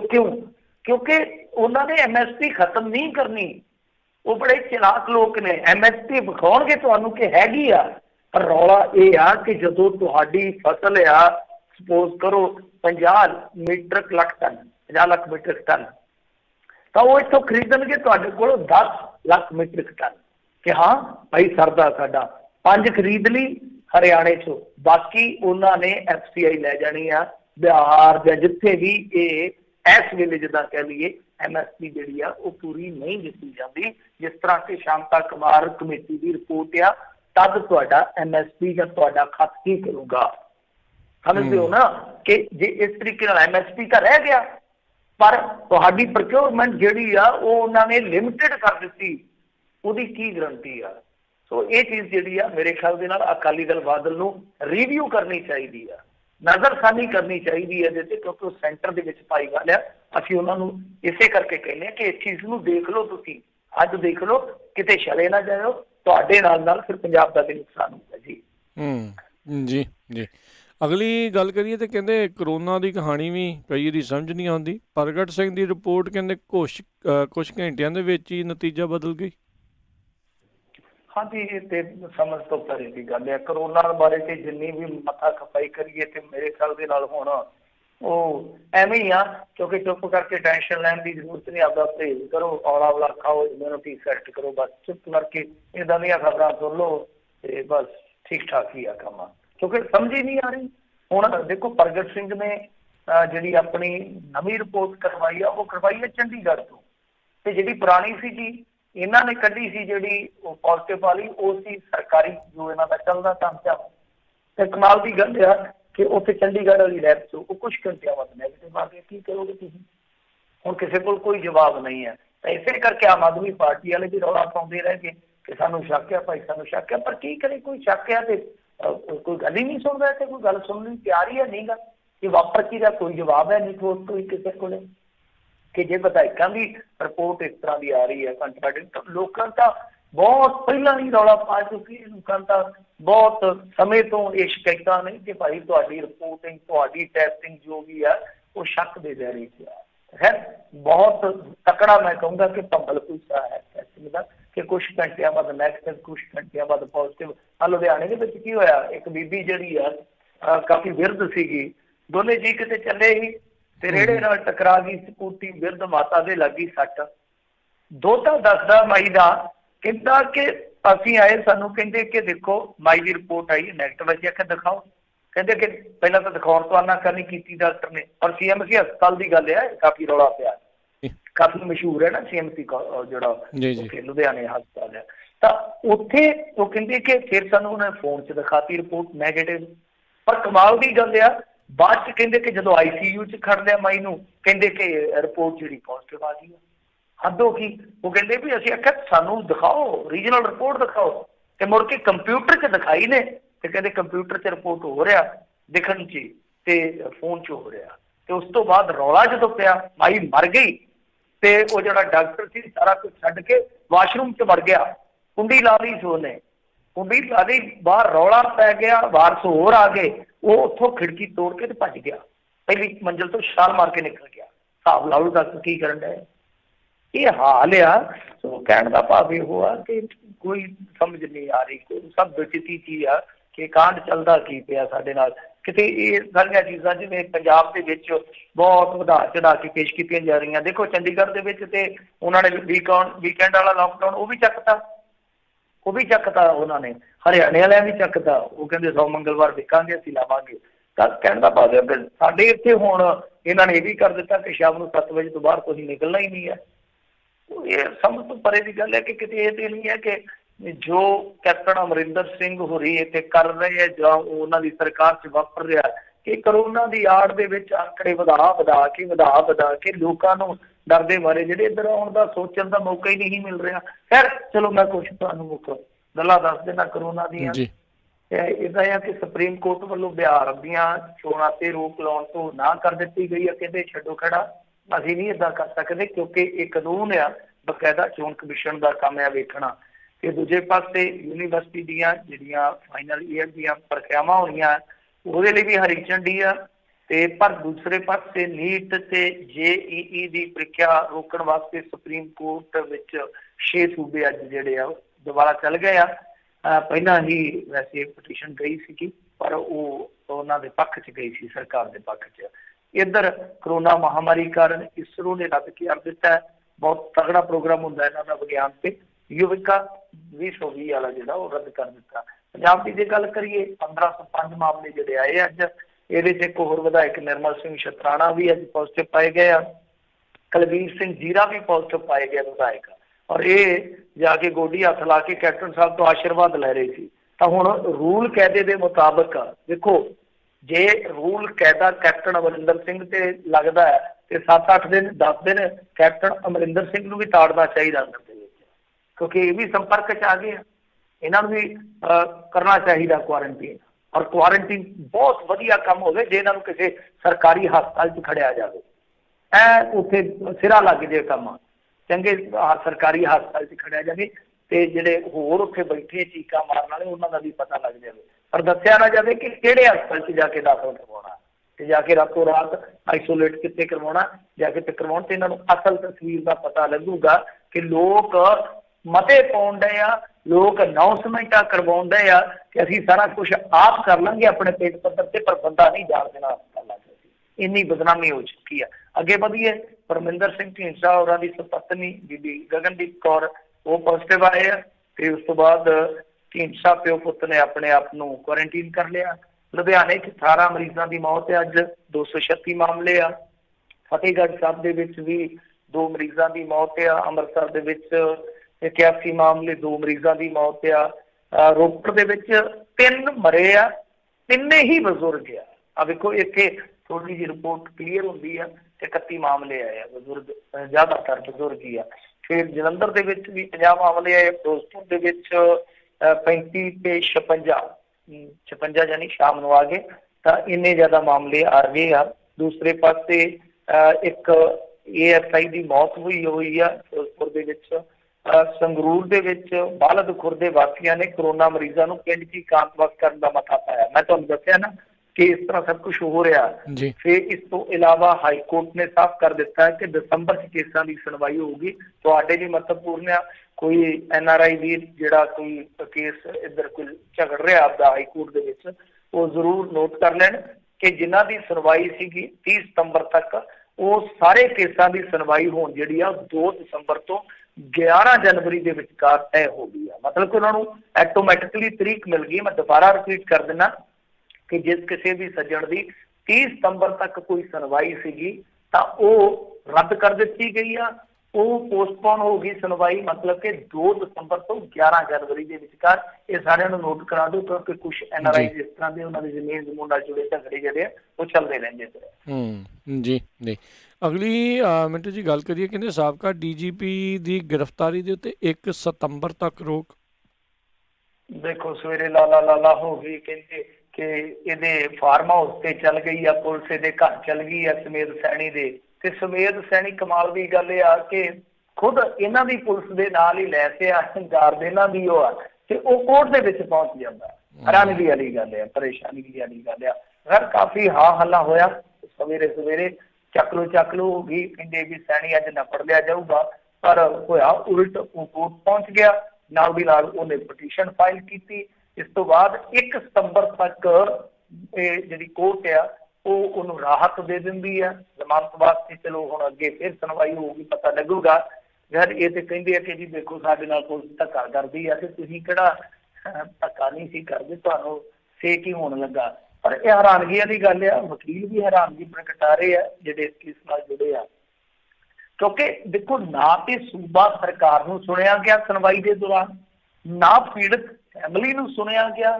ਜ਼ਮਾਨਤ ਦੀ ਅਰਜ਼ੀ ਦੇ ਦਿੱਤੀ ਗਈ ਹੈ, ਜਦਕਿ ਹੁਣ ਤੁਸੀਂ ਸਾਡੀ ਜ਼ਮਾਨਤ ਦੇ ਦਿੱਤੀ ਗਈ, ਆਰਜ਼ੀ, ਜਿਹਨੂੰ ਆਪਾਂ ਆਰਜ਼ੀ ਜ਼ਮਾਨਤ ਆਖਾਂਗੇ। ਪਰ ਗੱਲ ਤੇ ਇਹ ਹੈ ਕਿ ਦੋਸ਼ ਵੇਖੋ ਸੈਣੀ ਦੇ ਖਿਲਾਫ ਕਿੰਨੇ ਭੈੜੇ ਆ, ਪਰ ਬਾਵਜੂਦ ਇਸ ਤੇ ਨਾ ਸੂਬਾ ਸਰਕਾਰ ਨੂੰ ਸੁਣਿਆ ਅਦਾਲਤ ਨੇ, ਤੇ ਨਾ ਪੀੜਤ ਪਰਿਵਾਰ ਨੂੰ। ਇੱਕ ਵਾਰੀ ਆਰਜ਼ੀ ਜ਼ਮਾਨਤ ਦੇ ਦਿੱਤੀ ਹੈ, ਪਰ ਮੇਰੇ ਖਿਆਲ ਦੇ ਨਾਲ ਖੇਡ ਜਿਹੜੀ ਹੈ ਦਿਲਚਸਪ ਬਣ ਗਈ ਆ। ਸੁਮੇਧ ਸੈਣੀ ਦੀ ਗਿੱਚੀ ਨੂੰ ਜੇ ਸਰਕਾਰ ਦਾ ਹੱਥ ਪੈ ਗਿਆ, ਮੈਨੂੰ ਲੱਗਦਾ ਕਿ ਖੂਹ ਚ ਡਿੱਗੀ ਜਾਂਦੇ ਹੁੰਦੇ ਕਿ ਸੁੱਕੀ ਨਹੀਂ ਨਿਕਲਦੀ। ਜਾਂ ਤਾਂ ਸੈਣੀ ਸਿੱਧਾ ਹੋ ਕੇ ਕੈਪਟਨ ਅਮਰਿੰਦਰ ਸਿੰਘ ਦੇ ਨਾਲ ਚੱਲਣ ਲੱਗ ਜੂਗਾ, ਤੇ ਇਹਦੇ ਜ਼ਰੀਏ ਮਤਲਬ ਕਿ ਵਾਇਆ ਸੈਣੀ ਇਹ ਲੰਬੀ ਤੱਕ ਪਹੁੰਚ ਸਕਦੇ ਆ। ਦੂਜੀ ਗੱਲ ਇਹ ਆ ਕਿ ਜੇ ਨਹੀਂ ਤਾਂ ਫਿਰ ਕੈਪਟਨ ਵੀ ਸਿੱਧਾ ਹੋ ਸਕਦਾ, ਜੇ ਮੰਨ ਲਓ ਇਹਦੇ ਪਿੱਛੇ, ਸੈਣੀ ਦੇ ਪਿੱਛੇ ਕੋਈ ਕੇਂਦਰ ਤੋਂ ਤਾਕਤ ਸ਼ਕਤੀ ਖੜ ਜਾਂਦੀ ਹੈ। ਜੀ, ਕਾਫੀ ਦਿਲਚਸਪ ਜਿਹੜੀ ਚੀਜ਼ ਉਹ ਰਹਿ ਸਕਦੀ ਆ। ਅਗਲੀ ਜਿਹੜੀ ਮਿੰਟੂ ਜੀ ਆਪਾਂ ਗੱਲ ਕਰਦੇ ਜਾਈਏ ਤਾਂ ਕਹਿੰਦੇ ਵੀ ਧਰਮਸੋਤ ਦੀ ਰਿਹਾਇਸ਼ ਦੇ ਬਾਹਰ ਧਰਨਾ ਲਾਉਣ ਵਾਲੇ ਆਮ ਆਦਮੀ ਪਾਰਟੀ ਆਗੂਆਂ ਨੂੰ ਚੁੱਕਿਆ। ਹਾਂਜੀ, ਇਹਨਾਂ ਨੇ ਧਰਨਾ ਲਾਇਆ ਹੋਇਆ ਸੀਗਾ, ਤਾਂ ਇਹਨਾਂ ਨੂੰ ਚੱਕ ਲਿਆ ਗਿਆ। ਕਾਫੀ ਜਗ੍ਹਾ ਤੇ ਮੇਰੇ ਖਿਆਲ ਦੇ ਨਾਲ ਧਰਨਾ ਲਾਇਆ ਆਮ ਆਦਮੀ ਪਾਰਟੀ ਵਾਲਿਆਂ, ਔਰ ਅਕਾਲੀਆਂ ਨੇ ਵੀ ਅੱਜ ਚੰਡੀਗੜ੍ਹ ਦੇ ਵਿੱਚ ਪ੍ਰਦਰਸ਼ਨ ਕੀਤਾ। ਇਹਨਾਂ ਦੇ ਯੂਥ ਵਾਲੇ ਜਿਹੜੇ ਆ ਮੁੰਡੇ ਲੀਡਰ, ਉਹਨਾਂ ਨੇ ਕਾਫੀ ਤਖਤੀਆਂ ਤੁਖਤੀਆਂ ਫੜੀਆਂ ਸੀ। ਉਹ ਕਹਿੰਦੇ ਸਾਧੂ ਤੇ ਡਾਕੂ ਨਿਕਲੇ, ਇਸ ਤਰ੍ਹਾਂ ਦੇ ਨਾ ਉਹਨਾਂ ਨੇ ਨਾਰੇ ਜਿਹੇ ਲਿਖੇ ਸੀਗੇ। ਖੈਰ ਚਲੋ ਇੱਥੇ ਰਾਜਨੀਤੀ ਚੱਲਦੀ ਰਹਿੰਦੀ ਆ, ਪਰ ਬੜਾ ਦਿਲਚਸਪ ਪ੍ਰਤੀਕਰਮ ਦਿੱਤਾ ਸਾਧੂ ਸਿੰਘ ਹੋਰਾਂ ਨੇ। ਪਹਿਲਾਂ ਤਾਂ ਇੱਕ ਅਖਬਾਰ ਨੂੰ ਕਹਿੰਦੇ ਕਿ ਜੇ ਜੋ ਵੀ ਕੋਈ ਦੋਸ਼ੀ ਹੋਇਆ ਬਖਸ਼ਿਆ ਨਹੀਂ ਜਾਊਗਾ। ਕਮਾਲ ਦੀ ਗੱਲ ਹੈ, ਮੰਤਰੀ ਖੋਦਿਆ। ਹੁਣ ਉਹ ਕਹਿੰਦੇ ਕਿ ਜਿਹੜਾ ਐਡੀਸ਼ਨਲ ਚੀਫ ਸੈਕਟਰੀ ਹੈ ਜਿਹਨੇ ਰਿਪੋਰਟ ਬਣਾ ਕੇ ਘੱਲੀ ਆ, ਉਹ ਭਾਈ ਮੈਥੋਂ ਪੋਸਟਿੰਗਾਂ ਕਰਵਾਉਂਦਾ ਸੀ, ਮੈਂ ਇਹਨੂੰ ਆਨਾਕਾਨੀ ਕੀਤੀ। ਮੈਂ ਕਿਹਾ ਨਾ ਨਾ ਨਾ ਬਈ, ਗਲਤ ਕੰਮ ਨਹੀਂ ਕਰਨਾ ਕਾਕਾ, ਤੇ ਉਹਨੇ ਆ ਟਿੜ ਕੱਢੀ ਆ ਮੇਰੇ ਨਾਲ। ਮੈਂ ਤੇ 99% ਪਹਿਲਾਂ ਦਿੰਦਾ ਹੀ ਨਹੀਂ। ਹੁਣ ਇਹ 3 ਚੀਜ਼ਾਂ ਨੋਟ ਕਰਨ ਵਾਲੀਆਂ ਕਿ ਜਿਹੜਾ ਦੋਸ਼ੀ ਤੇ ਭਾਈ ਸਾਹਿਬ ਹਾਲ ਦੀ ਘੜੀ ਤੁਹਾਨੂੰ ਗਰਦਾਨਿਆ ਜਾ ਰਿਹਾ, ਤੇ ਕੋਈ ਆਪਣੇ ਆਪ ਨੂੰ ਕਿਵੇਂ ਸਜ਼ਾ ਦੇਊਗਾ, ਔਰ ਉਹਦੇ ਕੋਲ ਕੀ ਸਜ਼ਾ ਦਾ ਹਥਿਆਰ ਜਿਹੜਾ ਉਹ ਰਹਿਣਾ ਚਾਹੀਦਾ, ਸਭ ਤੋਂ ਵੱਡਾ ਪ੍ਰਸ਼ਨ ਹੈ। ਦੂਜੀ ਚੀਜ਼ ਇਹ ਆ ਕਿ 10 ਪੜ੍ਹਿਆ ਮਿਨਿਸਟਰ ਕਿਸ ਤਰ੍ਹਾਂ ਕੰਮ ਕਰਦਾ। ਹਾਲਾਂਕਿ ਮੈਂ ਵੀ ਕੋਈ PhD ਹੋਲਡਰ ਨਹੀਂ ਆ, ਪਰ ਜਿਹੜਾ ਬੰਦਾ ਘੱਟੋ ਘੱਟ ਕਾਲਜ ਗਿਆ, ਥੋੜੀ ਬਹੁਤ ਸੂਝੀ ਤੇ ਰੱਖਦਾ, ਉਹ ਆਪ ਹੀ ਮੰਨੀ ਜਾਂਦਾ ਮਿਨਿਸਟਰ ਤੁਹਾਡਾ ਕਿ 99% ਫਾਈਲਾਂ ਮੇਰੇ ਤੋਂ ਬਾਈਪਾਸ ਜਾਂਦੀਆਂ। ਕਾਹਦਾ ਮੰਤਰੀ ਆ ਤੂੰ ਭਾਈ, ਤੈਨੂੰ ਇਹ ਨਹੀਂ ਪਤਾ ਕਿ ਚੱਲ ਕੀ ਰਿਹਾ ਮੈਂ ਕਿਵੇਂ। ਔਰ ਤੀਜੀ ਗੱਲ ਇਹ ਆ ਕਿ ਪੋਸਟਿੰਗ ਜੇ ਤੁਹਾਡੇ ਤੋਂ ਕੋਈ ਗਲਤ ਵੇ ਦੇ ਨਾਲ ਕਰਵਾਉਂਦਾ, ਤੁਸੀਂ ਮੰਤਰੀ ਹੋ, ਤੁਸੀਂ ਉਸ ਦਿਨ ਉਹਦੀ ਕੋਈ ਲਿਖਤੀ ਸ਼ਿਕਾਇਤ ਕਰਨੀ ਆ ਚੀਫ ਸੈਕਟਰੀ ਨੂੰ, ਪ੍ਰਿੰਸੀਪਲ ਸੈਕਟਰੀ ਨੂੰ, CMO ਨੂੰ ਕੋਈ ਲਿਖਤੀ ਕਰਨੀ ਆ ਕਿ ਹਾਂ ਭਾਈ ਤੁਹਾਡਾ ਬਿਊਰੋਕਰੇਟ ਆ ਮੰਤਰੀ ਤੋਂ ਪੁੱਠਾ ਕੰਮ ਕਰਵਾ ਰਿਹਾ। ਜੇ ਹੈ ਤਾਂ ਲਿਖਤੀ ਤੁਹਾਨੂੰ ਜਨਤਕ ਕਰਨੀ ਚਾਹੀਦੀ ਹੈ। ਸੋ ਇਹ ਕਮਾਲ ਦੀ ਗੱਲ ਹੈ, ਕਮਾਲ ਦੇ ਤਰਕਸ਼ ਚੋਂ ਤੀਰ ਕੱਢੇ ਜਾ ਰਹੇ ਆ। ਪਰ ਮੇਰੇ ਖਿਆਲ ਦੇ ਨਾਲ ਮਸਲਾ ਗੰਭੀਰ ਆ। ਇਹ ਸਾਧੂ ਸਿੰਘ ਧਰਮਸੋਤ ਇੱਕ ਵਾਰੀ ਲਾਂਭੇ ਹੋ ਜਾਣ, ਚੰਗਾ ਇਨਕੁਆਰੀ ਹੋਵੇ, ਪਾਰਸ਼ਲ ਇਨਕੁਆਰੀ ਹੋਵੇ, ਜੇ ਵਿਦਾਗ ਪਾਏ ਜਾਣ ਠੀਕ ਆ, ਨਹੀਂ ਤੇ ਫਿਰ ਰਾਣਾ ਗੁਰਜੀਤ ਸਿੰਘ ਵਾਂਗੂ ਮੁੱਛਾਂ ਨੂੰ ਦੇ ਕੇ ਵੱਟ ਪਾਸੇ ਹੀ ਬੈਠੇ ਰਹਿਣ, ਕੋਈ ਫਰਕ ਨਹੀਂ ਪੈਂਦਾ। ਜੀ, ਅਗਲੀ ਗੱਲ ਕਰੀਏ, ਕਹਿੰਦੇ ਜ਼ਰੂਰਤਮੰਦਾਂ ਨੂੰ ਵੰਡਣ ਲਈ ਆਇਆ ਰਾਸ਼ਨ ਕਾਂਗਰਸੀ ਲੀਡਰ ਨੇ ਆਪਣੇ ਸਕੂਲ ਦੇ ਵਿੱਚ ਹੀ ਕਰ ਲਿਆ ਜੀ ਸਟੋਰ। ਹਾਂਜੀ, ਕੋਈ ਹੋਟਲ 'ਚ ਕਰੀ ਜਾਂਦਾ, ਕੋਈ ਸਕੂਲ 'ਚ ਕਰੀ ਜਾਂਦਾ। ਕਮਾਲ ਦੀ ਗੱਲ ਹੈ। ਤੇ ਤੁਸੀਂ ਲੋੜਵੰਦ ਦੇ ਪੇਟ 'ਚ ਨਾ ਕਰਿਓ। ਜਿੱਥੇ ਜਾਂਦਾ ਵੀ ਹੈ ਰਾਸ਼ਨ ਪਾਣੀ, ਉੱਥੇ ਉਹ ਕਹਿੰਦੇ ਆ ਕਿ ਦਾਲ ਦੇ ਨਾਲੋਂ ਤੇ ਤੁਹਾਡੀਆਂ ਸੁੰਡੀਆਂ 'ਚ ਪ੍ਰੋਟੀਨ ਜ਼ਿਆਦਾ ਨਿਕਲਦਾ ਪਿਆ, ਕੀ ਕਰੀਏ? ਦਾਲ ਖਾਈਏ ਕਿ ਸੁੰਡੀ ਖਾਈਏ? ਇਹ ਵੀ ਲੋਕਾਂ ਅੱਗੇ ਬਹੁਤ ਵੱਡਾ ਇੱਕ ਦੁਚਿੱਤੀ ਵਾਲਾ ਕੰਮ ਆ। ਖੈਰ, ਇਹ ਜੋ ਘਟਨਾ ਘਟੀ ਆ, ਹਾਲਾਂਕਿ ਸ਼ਹਿਰ ਦਾ ਤੇ ਨਹੀਂ ਪਤਾ ਲੱਗ ਸਕਿਆ, ਭਾਜਪਾ ਵਾਲਿਆਂ ਨੇ ਫੜਿਆ, ਪਰ ਮੇਰੇ ਖਿਆਲ ਦੇ ਨਾਲ ਬਹੁਤ ਸ਼ਰਮ ਵਾਲੀ ਗੱਲ ਆ ਕਿ ਵੇਖੋ ਕੀ ਆ ਕਿ ਗਰੀਬਾਂ ਦਾ ਹੱਕ ਖਾਣ ਡਏ ਆ। ਅੱਗੇ ਇਹਨਾਂ ਦੇ ਵਿਧਾਇਕ ਦਾ ਰਾਸ਼ਨ ਤੁਹਾਨੂੰ ਪਤਾ ਹੀ ਆ ਕਿੰਨਾ ਰੌਲਾ ਪਿਆ ਸੀ ਜਲੰਧਰ ਦੇ ਵਿੱਚ, ਇੱਕ ਹੋਟਲ 'ਚੋਂ ਫੜਿਆ ਗਿਆ। ਭਾਈ ਸਾਹਿਬ ਕਹਿੰਦੇ ਪਹਿਲਾਂ ਕਿ NGO ਦਾ ਜੀ, ਬਾਅਦ 'ਚ ਮੰਨ ਕੇ ਨਹੀਂ ਕਹਿੰਦੇ ਸਵਾਲ ਇੱਥੇ ਹੋਟਲ ਬੰਦ ਕਰ। ਮੈਂ ਕਿਹਾ ਐਵੇਂ ਉੱਲੀ ਵਾਲੀ ਲੱਗੂਗੀ ਕਿਤੇ ਥੱਲੇ ਪੈ ਨੂੰ, ਆਪਾਂ ਇੱਥੇ ਰਖਾਤਾ। ਮੰਨ ਗਿਆ ਬਾਅਦ ਦੇ ਵਿੱਚ। ਤੇ ਉੱਥੇ ਬੰਦਾ ਪੁੱਛੇ ਉੱਥੇ ਕੀ ਸੁਣਦਾ? ਇਹ ਅਨਾਜ ਦੁੱਗਣਾ ਹੁੰਦਾ, ਤੁਸੀਂ ਬਾਹਰ ਵੰਡੋ, ਜਿੱਥੇ ਵੰਡਣਾ ਲੋੜਵੰਦ ਨੂੰ ਵੰਡੋ। ਤੇ ਉੱਦਾਂ ਹੀ ਇਹ ਆ, ਹੁਣ ਫੜਿਆ ਗਿਆ ਸਕੂਲ ਦੇ ਵਿੱਚੋਂ, ਪਰ ਮੇਰੇ ਖਿਆਲ ਦੇ ਨਾਲ ਹੋਣਾ ਕੱਖ ਨਹੀਂ ਹੈ, ਕਿਉਂਕਿ ਸਭ ਨੇ ਹਿੱਸਾ ਰੱਖਿਆ ਹੋਇਆ। ਤੁਸੀਂ ਇੱਕ ਵੀਡੀਓ ਸ਼ਾਇਦ ਵੇਖੀ ਹੋਏਗੀ, ਇਹ ਜਿਹੜਾ ਆ ਰਿਹਾ ਰਾਸ਼ਨ, ਉਹਦੇ ਤੇ ਪਾਈਪਾਂ ਨਾਲ ਪਾਣੀ ਪਾ ਰਿਹਾ ਇੱਕ ਬੰਦਾ, ਤੇ ਲਾਹਨਤਾਂ ਪਾ ਰਿਹਾ, ਗਾਲਾਂ ਕੱਢ ਰਿਹਾ। ਉਹ ਕਹਿੰਦਾ ਤੁਹਾਨੂੰ ਆਹ ਕਣਕ ਦੇ ਲੱਗੇ ਜੀ, ਮੇਰੀ ਮਜਬੂਰੀ, ਮੈਂ ਤਾਂ ਦਿਹਾੜੀਦਾਰ ਆ, ਕਣਕ ਕੱਢ ਲਈ ਆ, ਉੱਤੇ ਮੈਥੋਂ ਸਵੇਰ ਦੇ ਪਾਣੀ ਪਵਾਈ ਜਾਂਦੇ ਆ, ਤੇ ਪਾਣੀ ਪਾ ਕੇ ਤੇ ਪੂਰਾ ਕਰਦੇ। ਆ ਇਹਨਾਂ ਦਾ ਕੋਟਾ ਕਦੇ ਪੂਰਾ ਨਹੀਂ ਜੇ ਹੋਣਾ। 70 ਸਾਲ ਛੱਡ ਕੇ 73 ਸਾਲ ਹੋ ਗਿਆ ਕਾਂਗਰਸ ਨੂੰ ਰਾਜ ਕਰਦਿਆਂ ਨੂੰ। 73 ਸਾਲ ਛੱਡ ਕੇ 144 ਸਾਲ ਹੋਰ ਵੀ ਰਾਜ ਕਰਵਾ ਲਓ, ਇਹਨਾਂ ਦਾ ਢਿੱਡ ਨਹੀਂ ਬਣਨਾ ਇਸ ਤਰ੍ਹਾਂ। ਇਹਨਾਂ ਦੀਆਂ ਸਰਕਾਰਾਂ 'ਚ ਇਹ ਗੜਬੜ ਝਾਲੇ ਜਿਹੜੇ ਆ ਉਹ ਨਹੀਂ ਆਉਣੋਂ ਰੁਕਦੇ, ਤੇ ਨਾ ਹੀ ਆਉਣੋਂ ਰੁਕਣੇ, ਮੈਨੂੰ ਲੱਗਦਾ। ਜੀ, ਤੇ ਨਾਲ ਹੀ ਸਰੋਤੇ ਦੱਸ ਜੇ ਵੀ ਇੱਕ ਖਬਰ, ਤੇ ਉਸ ਤੋਂ ਬਾਅਦ ਦੇ ਵਿੱਚ ਬ੍ਰੇਕ, ਤੇ ਬ੍ਰੇਕ ਤੋਂ ਬਾਅਦ ਜੇ ਤੁਸੀਂ ਵੀ ਸਵਾਲ ਪੁੱਛਣਾ ਚਾਹੁੰਦੇ ਹੋ ਤਾਂ ਕਾਲ ਕਰ ਸਕਦੇ ਹੋ ਸਟੂਡੀਓ ਦੇ ਵਿੱਚ। ਨੰਬਰ ਰਹੇਗਾ 408 272 5200 4082725200। ਇਸ ਨੰਬਰ ਦੇ ਉੱਤੇ ਤੁਸੀਂ ਸਟੂਡੀਓ 'ਚ ਕਾਲ ਕਰਕੇ ਜਿਹੜਾ ਤੁਸੀਂ ਪੁੱਛ ਸਕਦੇ ਹੋ। ਤੇ ਅਗਲੀ ਗੱਲ ਕਰੀਏ ਮਿੰਟੂ ਜੀ, ਕਹਿੰਦੇ ਪੰਜਾਬੀ ਸਾਹਿਤ ਵਿਚਲਾ ਵਿਵਾਦ ਹੁਣ ਆਇਆ ਸਾਹਮਣੇ। ਹਾਂਜੀ, ਇਹ ਪੰਜਾਬੀ ਸਾਹਿਤਕ ਅਕਾਦਮੀ ਆ ਨਾ ਜਿਹੜੀ ਦਿੱਲੀ, ਉਹਨਾਂ ਦਾ ਝਗੜਾ, ਔਰ ਕਮਾਲ ਦੀ ਗੱਲ ਹੈ ਕਿ ਝਗੜਾ ਜਿਹੜਾ ਉਹ ਅਖਬਾਰਾਂ ਤੱਕ ਪਹੁੰਚਿਆ ਪਿਆ। ਦੇਖੋ, ਸਾਡੇ ਸਾਹਿਤਕਾਰ ਜਿਹੜੇ ਆ ਉਹ ਆਪਸ ਦੇ ਵਿੱਚ ਛਤਰੀ ਦਾਲ ਵੰਡੀ ਜਾਂਦੇ ਆ, ਤੇ ਉਹਨਾਂ ਨੇ ਸਾਹਿਤ ਦੇ ਜ਼ਰੀਏ ਲੋਕਾਂ ਨੂੰ ਕੀ ਸਿੱਖਿਆ ਦੇਣੀ ਆ। ਤਾਂ ਇਹਨਾਂ ਦਾ ਰੌਲਾ ਜਿਹੜਾ ਉਹ ਅਖਬਾਰਾਂ ਤੱਕ ਪਹੁੰਚਿਆ ਵਾ। ਦਰਅਸਲ ਹੋਇਆ ਕਿ ਜਿਹੜੇ ਸੀਗੇ ਐਡਵਾਈਜ਼ਰੀ ਬੋਰਡ ਦੇ ਮੈਂਬਰ, ਉਹਨਾਂ ਨੇ ਜਿਹੜੀ ਕਨਵੀਨਰ ਆ ਬੀਬੀ ਇਸ ਬੋਰਡ ਦੀ, ਐਡਵਾਈਜ਼ਰੀ ਬੋਰਡ ਦੀ, ਹੁਣ ਸਲਾਹਕਾਰ ਬੋਰਡ ਦੇਖ ਲਓ ਕਿ ਉਹ ਆਪਸ ਦੇ ਵਿੱਚ ਕਿਵੇਂ ਝਗੜ ਰਿਹਾ। ਉਹਨਾਂ ਨੇ ਸ਼ਿਕਾਇਤ ਉਹਦੀ ਕੱਲੀ, ਤੇ ਬੀਬੀ ਨੇ ਗਾਂ ਇੱਕ ਚਿੱਠੀ ਜਿਹੜੀ ਆ ਉਹ ਉਹਨਾਂ ਦੇ ਬਰਖਲਾਫ ਕਰ ਦਿੱਤੀ। ਮਤਲਬ ਕਿ ਉਹਨਾਂ ਨੇ ਉਹਦੀ ਸ਼ਿਕਾਇਤ ਕੀਤੀ, ਤੇ ਉਹਨੇ ਉਹਨਾਂ ਦੇ ਪੱਤਰੇ ਖੋਲ ਦਿੱਤੇ ਸਾਰੇ। ਕਹਿੰਦੀ ਕਿ ਦੇਖੋ ਜੀ, ਇਹ ਆਪ ਹੀ ਕਵੀ ਬਣ ਜਾਂਦੇ ਆ, ਆਪ ਹੀ ਸਕਾਲਰ ਬਣ ਜਾਂਦੇ ਆ, ਆਪ ਹੀ ਪੇਪਰ ਰੀਡਰ ਬਣ ਜਾਂਦੇ ਆ, ਆਪ ਹੀ ਗ੍ਰਾਂਟਾਂ ਦੇਈ ਜਾਂਦੇ ਆ, ਯਾਤਰਾ ਭੱਤੇ ਦੇਈ ਜਾਂਦੇ ਆ, ਆਪ ਹੀ ਆਪਣੇ ਰਿਸ਼ਤੇਦਾਰਾਂ ਨੂੰ ਗਾਂ ਟ੍ਰਾਂਸਲੇਸ਼ਨ ਵਾਸਤੇ ਕਿਤਾਬਾਂ ਲੱਭ ਕਰੀ ਜਾਂਦੇ ਆ। ਕੀ ਸਾਹਿਤ ਸਾਡਾ ਵਧੂਗਾ ਜੀ? ਫਿਰ ਕਹਿੰਦੀ ਹੈ ਸਾਡੀ ਨੌਜਵਾਨ ਪੀੜ੍ਹੀ ਨਾ ਜੀ ਸਾਹਿਤ ਨਾਲ ਨਹੀਂ ਜੁੜਦੀ। ਉਹ ਤੁਸੀਂ ਤੇ ਪਹਿਲਾਂ ਜੁੜ ਲਓ, ਤੁਸੀਂ ਜੁੜੇ ਲੋਕ ਆ ਜਿਹੜੇ ਸਾਹਿਤ ਨੂੰ ਚੰਗੀ ਤਰ੍ਹਾਂ ਸਮਝ ਲਓ। ਤੁਸੀਂ ਤੇ ਖਾਣ ਕਰਕੇ ਲੜੀ ਜਾਂਦੇ ਹੋ। ਤਾਂ ਆਹ ਹਾਲ ਆ। ਹੁਣ ਬੀਬੀ ਤੇ ਕਹਿੰਦੀ ਕਿ ਮਸਲਾ ਹੱਲ ਹੋ ਗਿਆ, ਪਰ ਜਿਹੜੇ ਦੂਸਰੇ ਆ ਉਹ ਕਹਿੰਦੇ ਜੀ ਕਿ ਰਸਮੀ ਮੀਟਿੰਗ ਹੋਣੀ ਬਾਕੀ ਆ। ਪਰ ਮੈਂ ਕਹਿੰਦਾ ਕਿ ਇੱਕ ਤੋਂ ਵੱਡਾ ਜਲੂਸ ਜਿਹੜਾ ਕੀ ਨਿਕਲੇਗਾ ਸਾਹਿਤ ਦਾ, ਕਿ ਆਪਸ ਦੇ ਵਿੱਚ ਲੜ ਰਹੇ ਆ, ਆਹ ਸਭ ਕੁਛ ਕਰ ਰਹੇ। ਤੁਸੀਂ ਨੌਜਵਾਨ ਸਾਹਿਤਕਾਰਾਂ ਨੂੰ, ਨੌਜਵਾਨ ਲੇਖਕਾਂ ਨੂੰ ਐਪਰੀਸ਼ੀਏਟ ਕਰੋ, ਉਹਨਾਂ ਨੂੰ ਮਾਣ ਸਨਮਾਨ ਦਿਓ। ਤੁਸੀਂ ਤੇ ਆਪ ਨਹੀਂ ਰੱਜ ਰਹੇ। ਤਾਂ ਮੇਰੇ ਖਿਆਲ ਦੇ ਨਾਲ ਇਹ ਜਿਹੜੀ ਕਵੀ ਹੋਏ ਆ ਸਾਡੇ ਆ ਜਿਹੜੇ ਸੋ ਕਾਲਡ, ਸਾਰਿਆਂ ਨੂੰ ਨਹੀਂ ਕਹਿੰਦਾ, ਆ ਜਿਹੜੇ ਇਸ ਤਰ੍ਹਾਂ ਅਹੁਦਿਆਂ ਤੇ ਬਹਿ ਜਾਂਦੇ ਆ, ਇਹ ਮਾਰਖੋਰੀ ਵਾਲੇ ਪਾਸੇ ਚੱਲ ਜਾਂਦੇ ਆ। ਉਹ ਪਤਾ ਨਹੀਂ ਕਿਉਂ ਹੁਣ ਸਾਡੀ ਸਿਆਸਤ ਜਿਹੜੀ ਉਹ ਇਸ ਪਾਸੇ ਹੋ ਗਈ ਆ। ਹੁਣ ਤੇ ਸਾਹਿਤਕਾਰ ਜਿਹੜੇ ਆ ਉਹਨਾਂ ਨੂੰ ਵੀ ਥੋੜਾ ਸਿਆਸੀ ਪੱਖ ਰੱਖਣਾ ਪੈਂਦਾ ਤਾਂ ਕਿ ਇਹੋ ਜਿਹੀਆਂ ਨਿਯੁਕਤੀਆਂ ਹਾਸਲ ਕਰ ਸਕਣ। ਤਾਂ ਇਹਨਾਂ ਦਾ ਹੀ ਸਿੱਟਾ ਜਿਹੜਾ ਆ ਲੜਾਈ ਜਿਹੜੀ ਆ ਉਹ ਹੁਣ ਸੜਕਾਂ ਤੱਕ ਆ ਜਾਂਦੀ ਹੈ, ਮੀਡੀਆ ਤੱਕ ਆ ਜਾਂਦੀ ਹੈ। ਜੀ ਤੇ ਮਿੰਟੂ ਜੀ, ਇੱਥੇ ਆਪਾਂ ਇੱਕ ਬ੍ਰੇਕ ਲੈਣੇ। ਬ੍ਰੇਕ ਤੋਂ ਬਾਅਦ ਸਰੋਤੇ ਜੇ ਤੁਸੀਂ ਵੀ ਸਵਾਲ ਪੁੱਛਣਾ ਚਾਹੁੰਦੇ ਹੋ ਤਾਂ ਕਾਲ ਕਰ ਸਕਦੇ ਹੋ ਸਟੂਡੀਓ 'ਚ। ਨੰਬਰ ਹੈ 408 272 5200 4082725200। ਮਿਲਦੇ ਹਾਂ ਇੱਕ ਬ੍ਰੇਕ ਤੋਂ ਬਾਅਦ 'ਚ।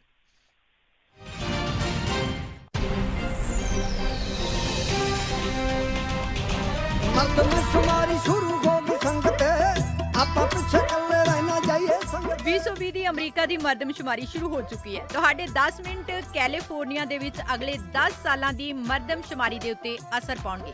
ਹਰ 10 ਸਾਲ ਬਾਅਦ ਅਮਰੀਕਾ ਦੀ ਮਰਦਮਸ਼ੁਮਾਰੀ ਵਿਭਾਗ ਉਸ ਹਰ ਇੱਕ ਵਿਅਕਤੀ ਦੀ ਗਿਣਤੀ ਕਰਦਾ ਹੈ ਜੋ ਅਮਰੀਕਾ ਦਾ ਵਸਨੀਕ ਹੈ। ਇਸ ਗਿਣਤੀ ਦੇ ਨਾਲ ਸਕੂਲ, ਸੜਕਾਂ, ਬੱਚਿਆਂ ਦੀ ਦੇਖਭਾਲ ਤੇ ਹੋਰ ਸਰਕਾਰੀ ਯੋਜਨਾਵਾਂ ਦੇ ਫੰਡਾਂ ਤੇ ਅਸਰ ਪੈਂਦਾ ਹੈ। ਮਰਦਮਸ਼ੁਮਾਰੀ ਵਿੱਚ ਤੁਹਾਡੇ ਦਿੱਤੇ ਹੋਏ ਜਵਾਬ ਗੁਪਤ ਰੱਖੇ ਜਾਣਗੇ ਤੇ ਤੁਹਾਡੇ ਖਿਲਾਫ ਨਹੀਂ ਵਰਤੇ ਜਾਣਗੇ। ਆਪਣਾ ਫਰਜ਼ ਬਣਦਾ ਹੈ ਕਿ ਆਪਾਂ ਇਸ ਮਰਦਮਸ਼ੁਮਾਰੀ ਦੇ ਵਿੱਚ ਹਿੱਸਾ ਲਈਏ ਤਾਂ ਜੋ ਆਪਣੇ ਭਾਈਚਾਰੇ ਨੂੰ ਲੋੜੀਂਦੀਆਂ ਸਹੂਲਤਾਂ ਮਿਲ ਸਕਣ। ਤੁਸੀਂ ਇਸ ਮਰਦਮਸ਼ੁਮਾਰੀ ਦੇ ਫਾਰਮ ਆਨਲਾਈਨ ਤੇ ਫੋਨ ਦੇ ਰਾਹੀਂ ਭਰ ਸਕਦੇ ਹੋ। ਹੋਰ ਜਾਣਕਾਰੀ ਦੇ ਲਈ ਵਿਜ਼ਿਟ ਕਰੋ 2020census.go। ਵਧੇਰੇ ਜਾਣਕਾਰੀ ਦੇ ਲਈ ਸੰਪਰਕ ਕਰੋ 559 677 7454। ਚੇਤਾ ਰਹੇ, ਇਹ ਸਾਡੇ ਭਾਈਚਾਰੇ ਦੇ ਹਿੱਤਾਂ ਦੇ ਲਈ ਬਹੁਤ ਜ਼ਰੂਰੀ ਹੈ। ਹਾਂ ਕਮਲ, ਤੇਰੀ ਸਹੇਲੀ ਆਈ ਸੀ ਅੱਜ, ਕਿੱਦਾਂ ਲੱਗਾ ਉਹਨੂੰ ਆਪਣਾ ਨਵਾਂ ਘਰ? ਜੀ ਕਹਿੰਦੀ ਅੰਦਰੋਂ ਘਰ ਤਾਂ ਬਹੁਤ ਸੋਹਣਾ, ਪਰ ਲੈਂਡਸਕੇਪਿੰਗ ਕਰਵਾਉਣ ਵਾਲੀ ਆ। ਲੈਂਡਸਕੇਪਿੰਗ ਕਰਵਾਉਣ ਦੇ ਲਈ ਵਧੀਆ ਜਿਹਾ ਲੈਂਡਸਕੇਪਰ ਤੇ ਉਹਦੇ ਨਾਲ ਮਟੀਰੀਅਲ ਵੀ ਚਾਹੀਦਾ। ਤੁਸੀਂ ਫਿਕਰ ਨਾ ਕਰੋ ਸਰਦਾਰ ਜੀ, ਮੈਨੂੰ ਰੋਜ਼ਵਿਲ ਲੈਂਡਸਕੇਪਿੰਗ ਮਟੀਰੀਅਲ ਵਾਲਿਆਂ ਦਾ ਨੰਬਰ ਵੀ ਦੇ ਗਈ ਆ। ਰੋਜ਼ਵਿਲ ਲੈਂਡਸਕੇਪਿੰਗ ਮਟੀਰੀਅਲ, ਭਰੋਸੇ ਦਾ ਨਾਮ, ਜਿੱਥੋਂ ਖਰੀਦ ਸਕਦੇ ਹੋ ਸਟੈਪਿੰਗ ਸਟੋਨਸ, ਐਜਰਸ, ਵਾਲ ਬਲੌਕਸ, ਲੈਂਡਸਕੇਪਿੰਗ ਰੌਕਸ, ਸੋਇਲਸ ਅਤੇ ਆਰਗੈਨਿਕ ਸੋਇਲਸ, ਅਤੇ ਖਰੀਦ ਸਕਦੇ ਹੋ ਲੈਂਡਸਕੇਪ ਫੈਬਰਿਕ, ਅਤੇ ਖਰੀਦ ਸਕਦੇ ਹੋ ਸੋਇਲ, ਮਲਚ, ਸਟੋਨ ਅਤੇ ਗ੍ਰਾਸ, ਅਤੇ ਲੈਂਡਸਕੇਪਿੰਗ ਨੂੰ ਹੋਰ ਵੀ ਸੋਹਣਾ ਬਣਾਉਣ ਲਈ ਲੈ ਸਕਦੇ ਹੋ ਵੰਨ-ਸੁਵੰਨੇ ਸਟੋਨਸ ਅਤੇ ਹਰ ਇੱਕ ਤਰ੍ਹਾਂ ਦੀ ਲੈਂਡਸਕੇਪ ਐਕਸੈਸਰੀ ਦੇ ਲਈ ਗੱਲ ਕਰ ਸਕਦੇ ਹੋ ਰੋਜ਼ਵਿਲ ਲੈਂਡਸਕੇਪਿੰਗ ਮਟੀਰੀਅਲ ਵਾਲਿਆਂ ਨਾਲ। ਅੱਜ ਹੀ ਗੱਲ ਕਰੋ ਬਲਵਿੰਦਰ ਸਿੰਘ ਗਿੱਲ 9167096619 916-709-6619। ਪੰਜਾਬੀ ਰੇਡੀਓ USA ਦਾ ਨਾਮ ਲੈਣ ਤੇ ਲੈ ਸਕਦੇ ਹੋ 10% ਦਾ ਡਿਸਕਾਊਂਟ। ਕੋਵਿਡ-19 ਦੇ ਕਰਕੇ ਤੁਸੀਂ ਘਰ ਦੀਆਂ ਪੇਮੈਂਟ ਮਿਸ ਕਰ ਚੁੱਕੇ ਹੋ ਜਾਂ ਫੋਰਬੀਅਰੈਂਸ ਲਈ ਹੈ ਤਾਂ ਚਿੰਤਾ ਕਰਨ ਦੀ ਜ਼ਰੂਰਤ ਨਹੀਂ। ਤੁਸੀਂ ਘੱਟ ਰੇਟ ਦੇ ਉੱਤੇ ਰੀਫਾਈਨੈਂਸ ਕਰਵਾ ਸਕਦੇ ਹੋ ਤੇ ਅੱਜ ਹੀ ਸੰਪਰਕ ਕਰੋ ਅਮਰਦੀਪ ਸਿੰਘ ਲੋਨ ਬ੍ਰੋਕਰ 9167122735। ਇਸ ਮੌਕੇ ਵਿਸ਼ੇਸ਼ ਆਫਰ 250,000 ਲੋਨ ਦੇ ਉੱਤੇ 30 year fixed 2.875% APR, 15 year fixed 2.5% APR। ਇਹ ਪਰਚੇਜ਼ ਅਤੇ refinance home loans zero closing cost ਦੇ ਉੱਤੇ ਲੈ ਕੇ ਦਿੰਦੇ ਹਨ। ਹੋਰ ਲੋਨ ਪ੍ਰੋਗਰਾਮ ਅਤੇ ਮਾਰਗੇजेस ਰੇਟਸ ਦੇ ਲਈ ਵਿਜ਼ਿਟ zeroclosingloan.com, zeroclosingloan.com। ਬਹੁਤੀ ਤੇਜ਼ੀ ਦੇ ਨਾਲ ਲੋਨਸ ਕਲੋਜ਼ ਕਰਦੇ ਹਨ। ਬਹੁਤੇ ਲੋਨਸ 21 ਦਿਨਾਂ ਦੇ ਵਿੱਚ ਫੰਡ ਹੋ ਜਾਂਦੇ ਹਨ। ਹੋਰ ਜਾਣਕਾਰੀ ਲਈ call Amardeep Singh loan broker 9167122735 916-712-2735। NMLS ID 280053, BRE license number 01357217।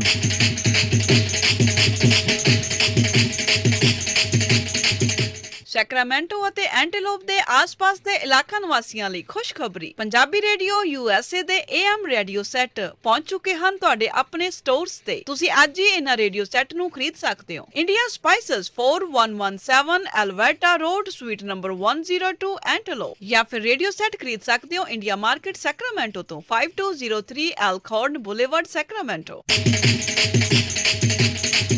ਐਲਕ Grove ਨਿਵਾਸੀਆਂ ਲਈ ਖੁਸ਼ਖਬਰੀ। ਹੁਣ ਤੁਸੀਂ ਪੰਜਾਬੀ ਰੇਡੀਓ USA ਨੂੰ ਸੁਣ ਸਕਦੇ ਹੋ ਕਾਰਾਂ ਅਤੇ ਘਰਾਂ ਦੇ ਵਿੱਚ 105.9 FM, 105.9 FM ਤੇ। ਘਰਾਂ ਵਿੱਚ ਪੰਜਾਬੀ ਰੇਡੀਓ USA ਦੇ ਸੈੱਟ ਬਹੁਤ ਹੀ ਕਲੀਅਰ ਚੱਲਦੇ ਹਨ। ਆਪਣੀ ਕਿਚਨ ਅਤੇ ਬੈਡਰੂਮ ਦਾ ਸ਼ਿੰਗਾਰ ਬਣਾਉਣ ਦੇ ਲਈ ਅੱਜ ਹੀ ਰੇਡੀਓ ਸੈੱਟ ਖਰੀਦ ਸਕਦੇ ਹੋ ਇੰਡੀਆ ਸਪਾਈਸਸ ਐਲਕ ਗਰੋਵ ਵਾਲਿਆਂ ਤੋਂ 9059 ਬਰੂਸਵਿਲ ਰੋਡ, ਸਵੀਟ ਨੰਬਰ 100 ਐਲਕ ਗਰੋਵ।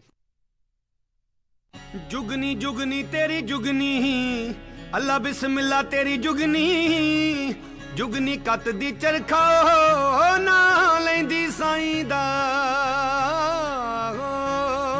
सत श्री अकाल दोस्तों, मैं तुहाडा अपना लखविंदर वडाली ते तुसीं सुन रहे हो पंजाबी रेडियो USA।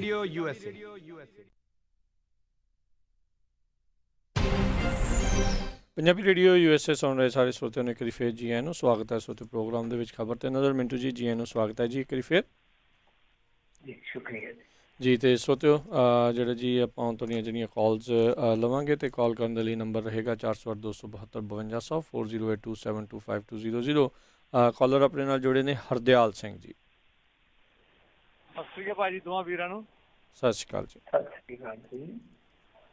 ਮਿੰਟੂ ਜੀ ਦਾ ਸਵਾਲ ਹੈ, ਜਿਹੜਾ ਆਪਣੇ ਹਰਿਆਣੇ ਦੇ ਵਿੱਚ ਜਾਟ ਅੰਦੋਲਨ ਹੋਇਆ ਸੀ ਉਹਦੇ ਵਿੱਚ ਕੁਝ ਗਲਤ ਹੋਇਆ ਸੀਗਾ ਆਪਣੇ ਲੋਕਾਂ ਨਾਲ ਤੇ ਹਾਈ ਕੋਰਟ ਨੇ ਉੱਤੇ ਐਕਸ਼ਨ ਲਿਆ ਸੀਗਾ, ਉਹਦਾ ਕੁਝ ਹੋਇਆ? ਕਿਸੇ ਨੂੰ ਕੋਈ ਗ੍ਰਿਫਤਾਰ ਕੀਤਾ ਜਾਂ ਕੋਈ ਲੱਗਾ ਸਰੇਵਨ ਜੀ?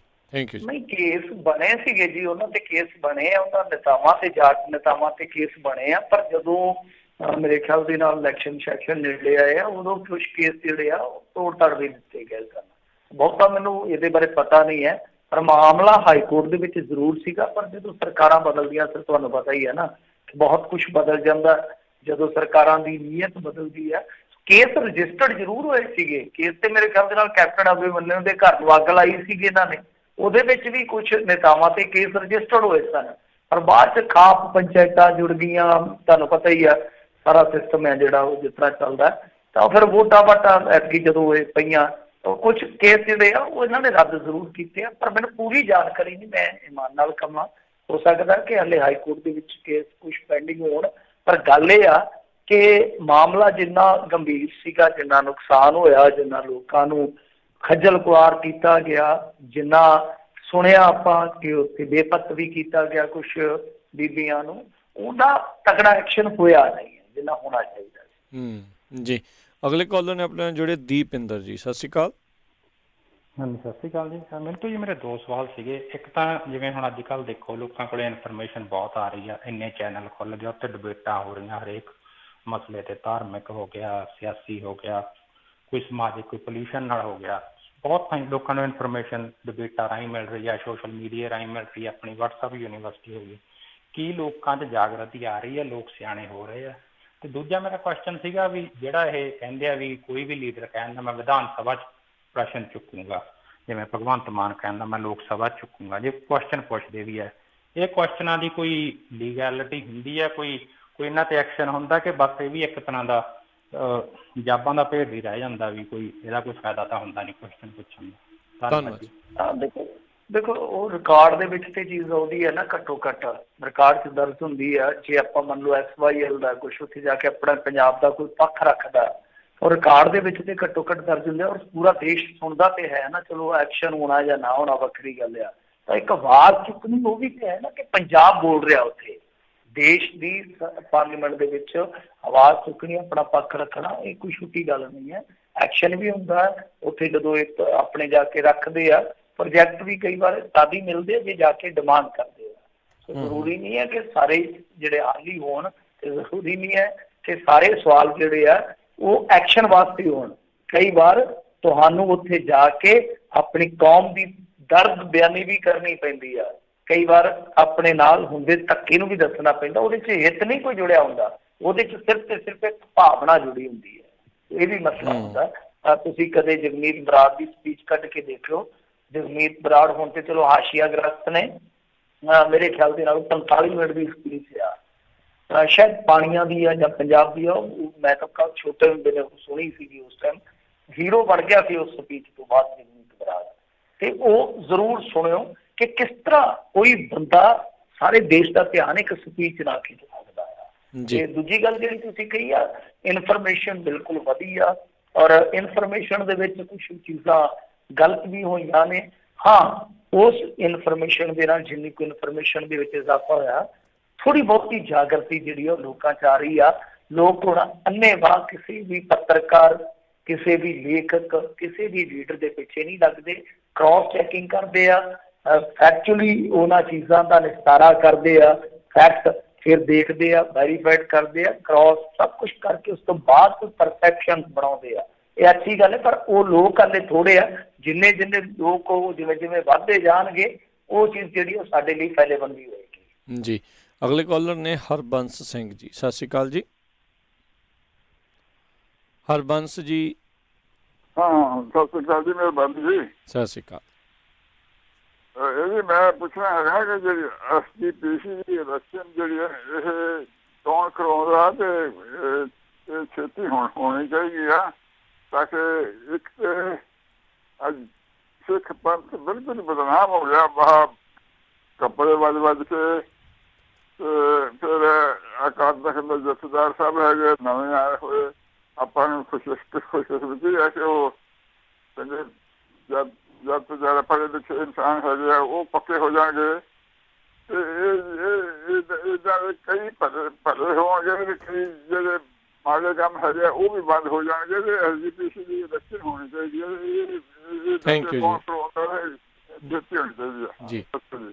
ਹਾਂਜੀ, ਇਹਨਾਂ ਦਾ ਗੁਰਦੁਆਰਾ ਕਮਿਸ਼ਨ ਹੁੰਦਾ ਜੀ, ਅੱਡ ਗੁਰਦੁਆਰਾ ਚੋਣ ਕਮਿਸ਼ਨ ਅੱਡ ਹੁੰਦਾ, ਤੇ ਉਹਦੀ ਹੁਣ ਚੱਲਦੀ ਪਈ ਆ ਪ੍ਰਕਿਰਿਆ। ਸਰ ਜਲਦੀ ਹੋ ਜਾਏਗਾ ਇਲੈਕਸ਼ਨ, ਕਿਉਂਕਿ ਵਿੱਚੋਂ ਤੁਹਾਨੂੰ ਪਤਾ ਹੀ ਹੈ ਮਾਮਲਾ ਕੋਰਟ 'ਚ ਚਲ ਗਿਆ ਸੀਗਾ, ਸੁਪਰੀਮ ਕੋਰਟ ਤੱਕ ਗਿਆ। ਫਿਰ ਉਹ ਜਿਹੜੀ ਐਗਜ਼ੈਕਟਿਵ ਸੀਗੀ ਉਹ ਇਹਨਾਂ ਨੇ ਰੱਖੀ, ਮਤਲਬ ਕਿ ਕੰਮ ਕਰਦੀ ਆਈ। ਜਦੋਂ ਬਹਾਲ ਕੀਤੀ ਤਾਂ 5 ਸਾਲ ਦੀ ਟਰਮ ਦਾ ਰੌਲਾ ਪੈ ਗਿਆ। ਫੁਲਕਾ ਸਾਹਿਬ ਕਹਿੰਦੇ ਕਿ ਨਹੀਂ ਜੀ, ਆਰਡਰ 'ਚ ਕੁਛ ਨਹੀਂ ਲਿਖਿਆ, ਲੰਮਾ ਚੌੜਾ ਮਤਲਬ ਕਿ ਕਾਨੂੰਨੀ ਝਮੇਲਾ।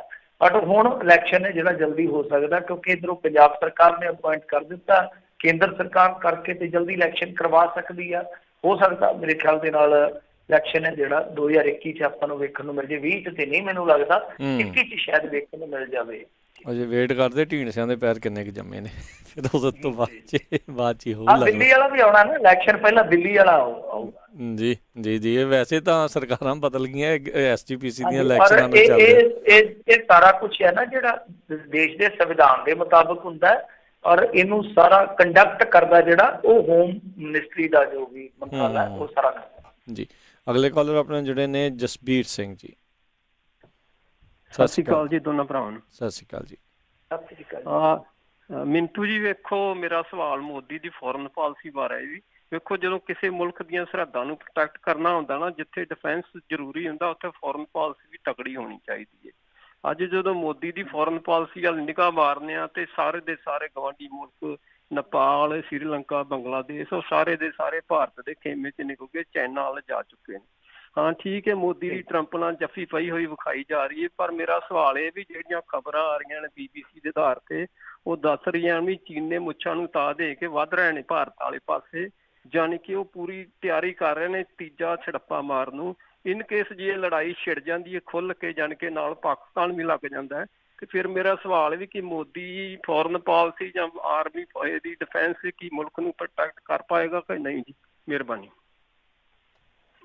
ਸਰ ਔਖਾ, ਬਹੁਤ ਔਖਾ, 2 ਮੋਰਚਿਆਂ ਤੇ ਲੜਾਈ ਕਰਨੀ, ਉਹਦੇ 'ਚ ਵੀ ਇੱਕ ਚਾਈਨਾ ਨਾਲ ਇਨਵੋਲਵ ਹੋਵੇ। ਪਰ ਮੈਂ ਜੋ ਸਮਝਦਾ ਉਹ ਇਹ ਆ ਸਰ ਕਿ ਮੇਰੇ ਖਿਆਲ ਦੇ ਨਾਲ ਇਹ ਜੰਗ ਹੋਣੇ 2-3 ਦੇਸ਼ਾਂ ਤੱਕ ਨਹੀਂ ਜੇ ਸੀਮਤ ਰਹਿਣੀ ਜੇ ਛਿੜ ਗਈ। ਇਹ ਜੰਗ ਤੁਸੀਂ ਦੇਖੋ ਨਾ ਕਿ Donald Trump, Israel, Saudi, Philippine ਵਾਲਾ ਕੀ ਉਹਨੂੰ ਕਹਿੰਦੇ ਆ ਦੁਤਾਰ, ਪਤਾ ਨਹੀਂ ਕੀ ਨਾਮ ਹੈ ਉਹਦਾ, ਇਹ ਸਾਰੇ ਕੌਣ ਆ, ਕਿਸ ਤਰ੍ਹਾਂ ਦੇ ਆ, ਕਿਸ ਤਰ੍ਹਾਂ ਦੀ ਵਿਚਾਰਧਾਰਾ ਹੈ, ਇਹਨੂੰ ਮਾੜਾ ਜਿਹਾ ਥੋੜਾ ਪੜਚੋਲ ਕਰੋ। ਫਿਰ I-5 ਦੇਖੋ, ਕੁਆਡ ਗਰੁੱਪ ਦੇਖੋ, ਮਤਲਬ ਕਿ ਇੱਕ ਪਾਸੇ ਐਸੀਆਂ ਪਾਵਰਸ ਨੇ, ਐਸੀਆਂ ਸ਼ਕਤੀਆਂ, ਫੋਰਸਿਸ ਖੜੀਆਂ ਹੋ ਰਹੀਆਂ ਨੇ ਜਿਹੜੀਆਂ ਰਾਈਟ ਵਿੰਗ ਵਾਲੀਆਂ, ਖਾਸ ਤੌਰ ਤੇ ਇਸਲਾਮ ਦੇ ਉਲਟ, ਤੇ ਉਧਰੋਂ ਤੁਰਕੀ ਜਿਹੜਾ ਉਹ ਲੰਬੜਦਾਰ ਬਣ ਜਾ ਰਿਹਾ। ਇਹਨਾਂ ਚੀਜ਼ਾਂ ਨੂੰ ਪੜ੍ਹੋ ਨਾ। ਉਹਨਾਂ ਨੇ ਹਮਾਸ ਵਾਲਿਆਂ ਨੂੰ ਜਾ ਕੇ ਸੱਦ ਕੇ ਕਰ ਦਿੱਤਾ ਕਿ ਆਓ ਭਾਈ ਨਾਸੀ ਤੁਹਾਡੇ ਨਾਲ ਖੜਦੇ ਆ। ਇਹ ਚੀਜ਼ਾਂ ਦੇਖੋ ਕਿ ਕਿਸ ਤਰ੍ਹਾਂ ਇਹ ਬਣਤਰ ਜਿਹੜੀ ਬਣਦੀ ਪਈ ਆ।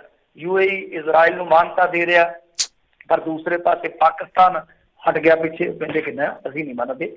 ਸੋ ਇਹ ਚੀਜ਼ਾਂ ਸਾਰੀਆਂ ਕੀ ਦਰਸਾਉਂਦੀਆਂ ਨੇ ਕਿ ਚਾਈਨਾ ਜਿਹੜਾ ਅਫਰੀਕਾ ਤੱਕ ਪਹੁੰਚ ਰਿਹਾ ਔਰ ਪਾਕਿਸਤਾਨ ਵਰਗੇ ਦੇਸ਼ਾਂ ਨੂੰ ਖੁੱਲਾ ਪੈਸਾ ਦੇ ਰਿਹਾ। ਤਾਂ ਮੇਰੇ ਕਹਿਣ ਦਾ ਮਤਲਬ ਹੈ, ਜੇ ਤੁਸੀਂ ਇਹ ਗੱਲ ਸੋਚਦੇ ਹੋ ਕਿ ਲੜਾਈ ਲੜੀ ਜਾਊਗੀ, ਤਾਂ ਉਹ ਮੈਨੂੰ ਇਹ ਲੱਗਦਾ ਕਿ ਇਹ ਤੇ ਸਭਿਅਤਾਵਾਂ ਦੀ ਲੜਾਈ ਹੋ ਜਾਣੀ ਆ ਜੇ ਕਿਤੇ ਹੋਣ ਲੱਗੀ।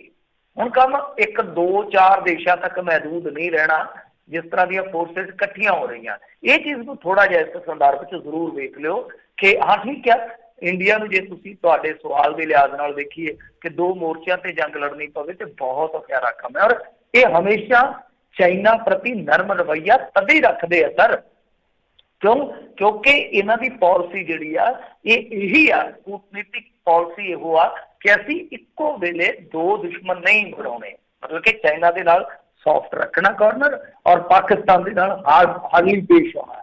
ਪਰ ਹੁਣ ਤੁਹਾਨੂੰ ਪਤਾ ਹੀ ਆ ਕਿ ਸਟਾਂਸ ਰਿਵਿਊ ਕਰਨ ਦਾ ਟਾਈਮ ਆਇਆ ਪਿਆ। ਪਰ ਮੇਰੇ ਖਿਆਲ ਦੇ ਨਾਲ ਜੇ ਕੋਈ ਲੜਾਈ ਇਸ ਤਰ੍ਹਾਂ ਛਿੜਦੀ ਆ, ਵੱਡੇ ਪੱਧਰ ਤੇ, ਲਾਰਜ ਸਕੇਲ ਤੇ ਲੜਾਈ ਜਾਂਦੀ ਆ, ਤਾਂ ਉਹਦੇ ਵਿੱਚ 1-2 ਦੇਸ਼ ਨਹੀਂ, ਮੇਰੇ ਖਿਆਲ ਦੇ ਨਾਲ ਗਰੁੱਪ ਜਾਣਗੇ ਤੇ ਗਰੁੱਪਾਂ ਤੋਂ ਗੱਲ ਵੱਧਦੀ ਗਾਂ। ਫਿਰ ਮੈਂ ਜਿਵੇਂ ਤੁਹਾਨੂੰ ਕਿਹਾ ਕਿ ਉਹ ਸਭਿਅਤਾਵਾਂ ਵਾਲੇ ਪਾਸੇ ਵੀ ਆ ਸਕਦੀ ਆ, ਜਾਂ ਜਿਸ ਤਰ੍ਹਾਂ ਮੈਂ ਕਿਹਾ ਕਿ ਕੁਝ ਫੋਰਸਿਸ ਧਾਰਮਿਕ ਤੌਰ ਤੇ ਜਿਹੜੇ ਗਰੁੱਪ ਜਾਂ ਉਹ ਵੀ ਭਿੜ ਸਕਦੇ ਆ। ਜੀ, ਕਈ ਕੁਛ ਜਿਹੜਾ ਹੋ ਸਕਦਾ ਆ। ਦੇਖੋ, ਜਿਹੜੇ ਵੱਡੇ ਮੁਲਕ ਨੇ, ਸੁਪਰ ਪਾਵਰਾਂ ਨੇ, ਉਹ ਅੱਖਾਂ ਵੀ ਦਿਖਾ ਲੈਂਦੇ ਨੇ ਮੁਲਕਾਂ ਨੂੰ। ਹੁਣ ਲੈਵਲ 4 ਦੀ ਕੈਟਾਗਰੀ ਦੇ ਵਿੱਚ ਪਾਇਆ ਹੀ ਆ, ਹੁਣ ਕੁਛ ਨਾ ਕੁਛ ਕਰਨਾ ਹੀ ਆ, ਕਰਾਉਣਾ ਹੀ ਹੋਣਾ ਆ। ਤੇ ਜਾਂ ਫਿਰ ਇਹਨਾਂ ਦੇ ਕੋਲ ਜ਼ਿਆਦਾ ਵੱਡੀ ਅੰਦਰੂਨੀ ਸੂਹ ਆ ਵੀ ਕੁਛ ਨਾ ਕੁਛ ਭੈੜਾ ਜਿਹੜਾ ਉਹ ਵਾਪਰਨ ਵਾਲਾ ਆ। ਸੋ ਇਹ ਹੁਣ ਦੇਖਣ ਵਾਲੀ ਗੱਲ ਰਹੂਗੀ ਵੀ ਇਸ ਦਾ ਵੀ ਕੀ ਜਿਹੜੇ ਆ ਮਾਇਨੇ ਰਹਿੰਦੇ ਨੇ ਜੀ ਜੀ। ਤੇ ਅਗਲੇ ਜਿਹੜੇ ਮਿੰਟੂ ਜੀ ਕਾਲਰ ਆਪਣੇ ਜੁੜੇ ਨੇ ਸਤਿੰਦਰ ਸਿੰਘ ਜੀ, ਸਤਿ ਸ਼੍ਰੀ ਅਕਾਲ। ਹਾਂਜੀ ਸਤਿ ਸ਼੍ਰੀ ਅਕਾਲ ਜੀ, ਕੀ ਹਾਲ ਆ ਜੀ, ਕੀ ਸਵਾਲ ਹੈ ਜੀ? ਮੇਰਾ ਸਵਾਲ ਆ ਜੀ, ਜਿਹੜਾ ਆਹ ਡੀਜੀਪੀ ਸਮੇਤ ਸੈਣੀ ਆ, ਇਹਨੂੰ ਕਦ ਨਹੀਂ ਹੁਣ ਫੜਦੇ, ਇਹਨੂੰ ਜ਼ਮਾਨਤ ਨਹੀਂ ਗਾਂਦੇ ਗਾਂ ਦੇ ਵਧਾਈ ਚਲੇ ਜਾਂਦੇ ਆ। ਜੀ ਥੈਂਕ ਯੂ ਜੀ। ਹਾਂ ਜੀ, ਦੇਖੋ ਬਿਲਕੁਲ ਗੱਲ ਤੁਹਾਡੀ ਸਹੀ ਹੈ, ਪਰ ਕੁਝ ਪ੍ਰੋਸੀਜਰ ਹੁੰਦੇ ਆ ਜਿਹੜੇ ਕਿ ਉਹ ਜ਼ਰੂਰ ਹਰ ਹਾਲਤ ਦੇ ਵਿੱਚ ਤੁਹਾਨੂੰ ਪਤਾ ਹੀ ਆ ਕਿ ਵਰਤੇ ਜਾਂਦੇ ਆ, ਹੱਕ ਵੀ ਹੁੰਦਾ।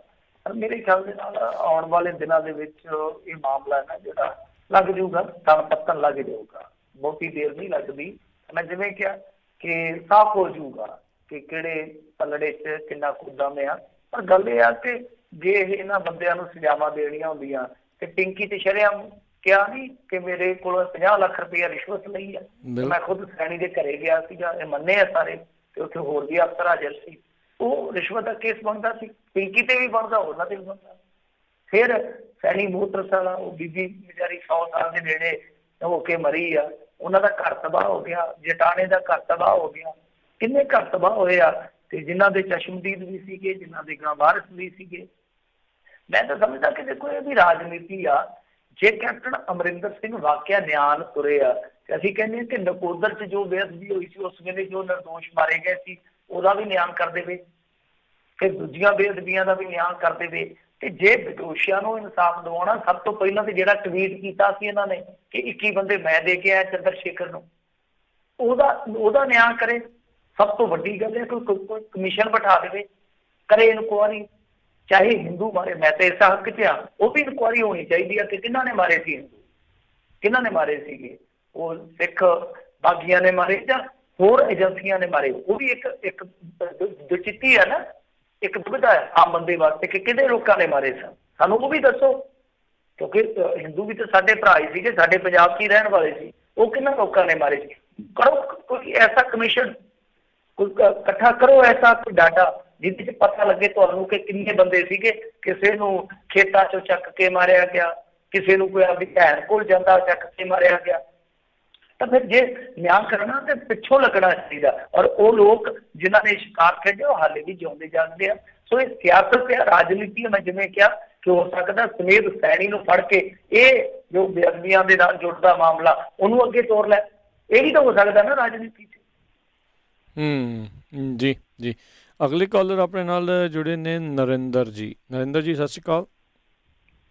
ਹਾਂ ਸਤਿ ਸ਼੍ਰੀ ਅਕਾਲ ਜੀ। ਜੀ ਕੀ ਸਵਾਲ ਹੈ ਜੀ? ਹਾਂ ਮੇਰਾ ਸਵਾਲ ਹੈ ਜੀ, ਐਸਐਸਪੀ ਸ਼ਿਵ ਕੁਮਾਰ ਨੇ ਕਿਹਾ ਸੀ 31 ਜੁਲਾਈ 2018 ਵਿੱਚ ਅੰਮ੍ਰਿਤਸਰ ਟਾਈਮ ਦੇ ਵਿੱਚ ਖਬਰ ਆਈ ਸੀ ਵੀ ਮੈਂ 500 ਸਿੱਖ ਮੁੰਡੇ ਮਾਰਨ ਦਾ ਦਾਅਵਾ ਕਰਨ ਵਾਲਾ ਸਾਬਕਾ ਐਸਐਸਪੀ ਸ਼ਿਵ ਕੁਮਾਰ ਫਰਾਰ।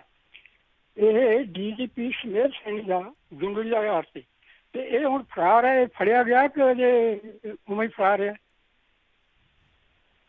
ਸ਼ਿਵ ਕੁਮਾਰ ਤੇ ਮਾਮਲਾ ਤੇ ਬਣਿਆ ਸੀਗਾ ਮੇਰੇ ਖਿਆਲ ਦੇ ਨਾਲ, ਕੋਈ ਉਸ ਟਾਈਮ ਉਹ ਮੈਨੂੰ ਲੱਗਦਾ ਵਿਜੀਲੈਂਸ ਦੇ ਵਿੱਚ ਵੀ ਰਹੇ ਆ ਸ਼ਿਵ ਕੁਮਾਰ, ਮੈਨੂੰ ਪੱਕਾ ਨਹੀਂ ਪਤਾ। ਮੈਂ ਤੁਸੀਂ 1 ਮਿੰਟ 2 ਮਿੰਟ ਦੇ ਦਿਓ, ਮੈਂ ਇੱਥੇ ਬੈਠਾ ਲੈਪਟਾਪ ਤੇ, ਮੈਂ ਦੇਖ ਲੈਂਦਾ ਕਿ ਸ਼ਿਵ ਕੁਮਾਰ ਦਾ ਕੀ ਮਾਮਲਾ ਸੀ, ਪਰ ਮੈਨੂੰ ਨਹੀਂ ਲੱਗਦਾ ਕਿ ਅਰੈਸਟ ਹੋਈ ਆ। ਜੀ ਜੀ। ਅਗਲੇ ਜਿਹੜੇ ਕਾਲਰ ਆਪਣੇ ਨਾਲ ਜੁੜੇ ਨੇ ਬੂਟਾ ਸਿੰਘ ਜੀ, ਸਤਿ ਸ਼੍ਰੀ ਅਕਾਲ ਜੀ। ਹਾਂਜੀ, ਸਰਦਾਰ ਰਾਜਕਰਵੀਰ ਜੀ ਤੇ ਸਰਦਾਰ ਮਿੰਟੂ ਗੁਰਸਰੀਆ ਜੀ ਤੇ ਪੰਜਾਬੀ ਰੇਡੀਓ ਦੇ ਸਾਰੇ ਸਰੋਤਿਆਂ ਨੂੰ ਵਾਹਿਗੁਰੂ ਜੀ ਕਾ ਖਾਲਸਾ ਵਾਹਿਗੁਰੂ ਜੀ ਕੀ ਫਤਿਹ ਜੀ। ਵਾਹਿਗੁਰੂ ਜੀ ਕਾ ਖਾਲਸਾ ਵਾਹਿਗੁਰੂ ਜੀ ਕੀ ਫਤਿਹ। ਅੱਛਾ ਜੀ, ਪਹਿਲਾਂ ਤਾਂ ਮੈਂ ਚੀਨ ਵਾਲੇ ਮੁੱਦੇ ਤੇ ਥੋੜਾ ਜਿਹਾ ਨਾ ਕਮੈਂਟ ਕਰਨਾ ਜੀ। ਇੱਕ ਇਹ ਮੋਦੀ ਸਾਹਿਬ ਦਾ ਬਿਆਨ ਸੀ, ਪਰਸੋਂ ਚੌਥੇ ਭਾਸ਼ਣ ਦਿੰਦਾ ਸੀਗਾ ਟੀਵੀ ਤੇ, ਜੋ 70 साल में कोई सरकार नहीं कर सही, हमने यो कर दिखाया। ਉਹਨੇ ਇਹ ਬਿਆਨ ਦਿੱਤਾ ਵੀ ਵੇਖ ਲਓ ਵੀ ਸਾਰਾ ਤਾਂ ਮੈਂ ਦੇਸ਼ ਜਿਹੜਾ ਪ੍ਰਾਈਵੇਟ ਹੱਥਾਂ 'ਚ ਦੇਤਾ, ਤੇ ਨਾਲ ਜਿਹੜਾ ਚੀਨ ਦਾ ਕਬਜ਼ਾ ਕਰਾਤਾ ਆਪਣੀ ਇੰਡੀਆ ਦੀ ਧਰਤੀ ਤੇ। ਇਹ ਵੇਖ ਲਓ ਆਪ ਸਿੱਧਾ ਸ਼ਰੇਆਮ ਕਹੀ ਜਾਂਦਾ ਜੋ 70 ਸਾਲ ਤੀਕ ਨਹੀਂ ਕਰਾ ਸਕੀ ਉਹ ਮੈਂ ਕਰਾਇਆ। ਹਨਾ ਜੀ, ਸਵਾਲ ਕੀ ਹੈ ਜੀ ਤੁਹਾਡਾ? ਜੀ ਹਾਂਜੀ, ਅੱਛਾ ਸਵਾਲ ਇਹ ਹੈ ਜੀ ਵੀ ਖੈਰ ਮਿੰਟੂ ਸਾਹਿਬ ਨੇ ਪਹਿਲੇ ਹੀ ਬਹੁਤ ਐਕਸਪਲੇਨ ਕਰਤਾ ਸੀਗਾ ਵੀ ਜਿਹੜਾ ਕਰੋਨਾ ਦੀ ਆੜ ਦੇ ਵਿੱਚ ਲੋਕਾਂ ਦੇ ਅੰਗ ਕੱਢਦੇ ਆ ਤੇ ਲੋਕਾਂ ਨੂੰ ਤੰਗ ਕਰਦੇ, ਤੇ ਜਿਵੇਂ ਭੇਡ ਦੇ ਗਲ ਤੇ ਆਪਾਂ ਰੱਖ ਕੇ ਗੋਡਾ ਤੇ ਉਹਨੂੰ ਮੁੜਦੇ ਧੱਕੇ ਨਾਲ, ਧੱਕੇ ਨਾਲ ਉਹਨਾਂ ਨੂੰ ਲੋਕਾਂ ਨੂੰ ਖੱਜਲ ਖੁਆਰ ਕਰਦੇ ਤੇ ਕੀ ਕੁਛ ਕਰਦੇ ਵੇਖੋ। ਤੇ ਜਦੋਂ ਕਿ ਕਿਸੇ ਨੂੰ ਕੋਈ ਬਿਮਾਰੀ ਹੁੰਦੀ ਆ ਅਗਲਾ ਖੁਸ਼ੀ ਨਾਲ ਜਾਂਦਾ ਵੀ ਮੈਂ ਫਲਾਣੇ ਹਸਪਤਾਲ ਜਾਵਾਂ, ਮੇਰਾ ਇਲਾਜ ਹੋਵੇ, ਮੈਂ ਠੀਕ ਹੋਵਾਂ। ਤੇ ਲੋਕੀ ਡਰ ਭੱਜਦੇ ਆ, ਪਿੰਡਾਂ ਚੋਂ ਭੱਜਦੇ ਆ, ਘਰਾਂ ਚੋਂ ਭੱਜਦੇ, ਹਸਪਤਾਲਾਂ ਨੂੰ ਛਾਲਾਂ ਮਾਰਦੇ ਆ। ਥੈਂਕ ਯੂ ਜੀ। ਬਿਲਕੁਲ ਜੀ, ਲੋਕਾਂ ਦਾ ਭਰੋਸਾ ਉੱਠਿਆ ਪਿਆ। ਅੱਛਾ, ਸ਼ਿਵ ਕੁਮਾਰ ਉਹੀ ਆ, ਮੈਂ ਅੱਗੇ ਮੇਰੇ ਮਾਈਂਡ 'ਚ ਸੀਗਾ, ਉਹ ਜਿਹਦੇ ਤੇ ਦੋਸ਼ ਲੱਗਿਆ ਸੀ, ਇੱਕ ਪਟਵਾਰੀ ਨੇ ਦੋਸ਼ ਲਾਏ ਸੀਗੇ, ਯਾਦ ਹੋਣਾ ਤੁਹਾਨੂੰ, ਮੋਹਨ ਸਿੰਘ, 20 ਰੁਪਏ ਵੀ, ਹਾਂਜੀ 20 ਰੁਪਈਆ ਬਦਲੇ। ਤੇ ਫਿਰ ਇਹਦੇ ਮੁੰਡੇ ਤੇ ਵੀ ਇੱਕ ਰੋਬਰੀ ਦਾ ਕੇਸ ਬਣਿਆ ਸੀਗਾ। ਤੇ ਹਾਲ ਦੀ ਘੜੀ ਮੇਰੇ ਖਿਆਲ ਦੇ ਨਾਲ ਇਹਦਾ ਜਿਹੜਾ ਕੇਸ ਸੀ ਉਹ CBI ਕੋਲ ਗਿਆ, ਅਰੈਸਟ ਵਗੈਰਾ ਨਹੀਂ ਹੋਈ। ਜੀ ਜੀ ਬਿਲਕੁਲ। ਇਹ ਤਕਰੀਬਨ 2018 ਸੰਨ ਦੀ ਜਿਹੜੀ ਇਹ ਗੱਲ ਹੈ, ਉਸ ਤੋਂ ਬਾਅਦ 'ਚ ਅਪਡੇਟ ਕੋਈ ਬਹੁਤੀ ਜਿਹੜੀ ਇਸ ਦੇ ਬਾਰੇ ਨਹੀਂ ਸੁਣੀ ਜੀ। ਅਗਲੇ ਜਿਹੜੇ ਕਾਲਰ ਨੇ ਆਪਣੇ ਨਾਲ ਜੁੜੇ, ਸੁਖਦੇਵ ਜੀ, ਸਤਿ ਸ਼੍ਰੀ ਅਕਾਲ। ਹਾਂਜੀ, ਸਤਿ ਸ਼੍ਰੀ ਅਕਾਲ ਜੀ। ਸਤਿ ਸ਼੍ਰੀ ਅਕਾਲ ਸਾਹਿਬ। ਸਤਿ ਸ਼੍ਰੀ ਅਕਾਲ। ਹਾਂਜੀ, ਉਹ ਮੈਨੂੰ ਮੇਰੀ ਜੱਜਮੈਂਟ ਹੈ ਜੀ ਵੀ ਇਹਨੂੰ ਜਿਹੜਾ ਦਿੱਤਾ ਨਾ, ਵੀ ਪਿੱਛੇ ਕੋਈ ਇਹਦੇ ਉਹ ਕੰਮ ਕਰ ਰਹੀ ਕੋਈ ਵੱਡੀ ਪਾਵਰ, ਜਾਂ ਹੋ ਸਕਦਾ ਸੈਂਟਰ ਦੀ ਵੀ। ਇਹਨੇ ਬੰਦੇ ਨੇ, ਸਮੇਤ ਸੈਣੀ ਨੇ ਨਾ, ਤੁਸੀਂ ਜ਼ਿਆਦਾ ਜਾਣਦੇ ਵੀ, ਇਹਨੇ ਨਾ ਇਵੈਂਚੁਅਲੀ ਜ਼ਮਾਨਤ ਲੈ ਜਾਣੀ ਆ ਹਾਈ ਕੋਰਟ, ਸੁਪਰੀਮ ਕੋਰਟ। ਇਹਦਾ ਮਤਲਬ ਕੀ ਸੀ, ਜਿਹੜਾ ਨੂੰ ਆਪ ਸਤੰਬਰ 1 ਤੱਕ ਇਹਨਾਂ ਨੇ ਦੇਤੀ। ਤੇ ਮੈਂ ਪੰਨੂ ਸਾਹਿਬ ਨੂੰ ਵੀ ਕਿਹਾ ਸੀ, 2 ਮਹੀਨੇ ਹੋ ਗਏ, ਉਹ ਕਹਿੰਦੇ ਨਹੀਂ ਨਹੀਂ ਇਹਨੇ ਫਸ ਜਾਣਾ, ਦਿਸ ਦੈਟ।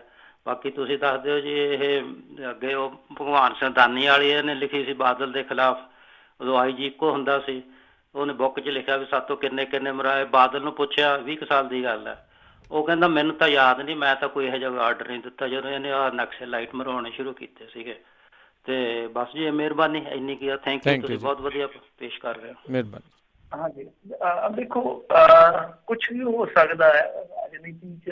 ਜਿਹੜੇ ਆ ਦਾਅ ਸਿੱਧੇ ਫੱਪ ਵੀ ਜਾਂਦੇ ਆ। ਤਾਂ ਕਹਿਣ ਦਾ ਭਾਵ ਇਹ ਹੋਆ ਕਿ ਜੇ ਮੰਨ ਲਓ ਬੇਲ ਮਿਲਦੀ ਆ, ਇੱਕ ਕੋਰਟ ਦੇ ਵੀ ਦਿੰਦੀ ਆ, ਫਰਜ਼ ਕਰੋ ਜਿਸ ਤਰ੍ਹਾਂ ਲਾ ਲਓ ਕਿ ਹੁਣ ਮੁਹਾਲੀ ਕੋਰਟ ਆ, ਜਾਂ ਜਿਹਨੂੰ ਆਪਾਂ ਕਹਿ ਦਈਏ ਲੋਅਰ ਕੋਰਟ ਆ, ਕਿ ਉਹ ਦਿੰਦੀ ਵੀ ਆ, ਤਾਂ ਪੰਜਾਬ ਸਰਕਾਰ ਜਾ ਕੇ ਉਹਨੂੰ ਅੱਗੋਂ ਕੈਂਸਲ ਕਰਵਾ ਸਕਦੀ ਹੈ ਕੁਛ। ਕਿਉਂਕਿ ਕੇਸ 302 ਦਾ ਜੇ ਬਣ ਗਿਆ ਨਾ, ਫਿਰ ਬਹੁਤ ਔਖਾ ਹੈ, ਫਿਰ ਨਹੀਂ ਇੰਨਾ ਸੌਖਾ ਹੈਗਾ।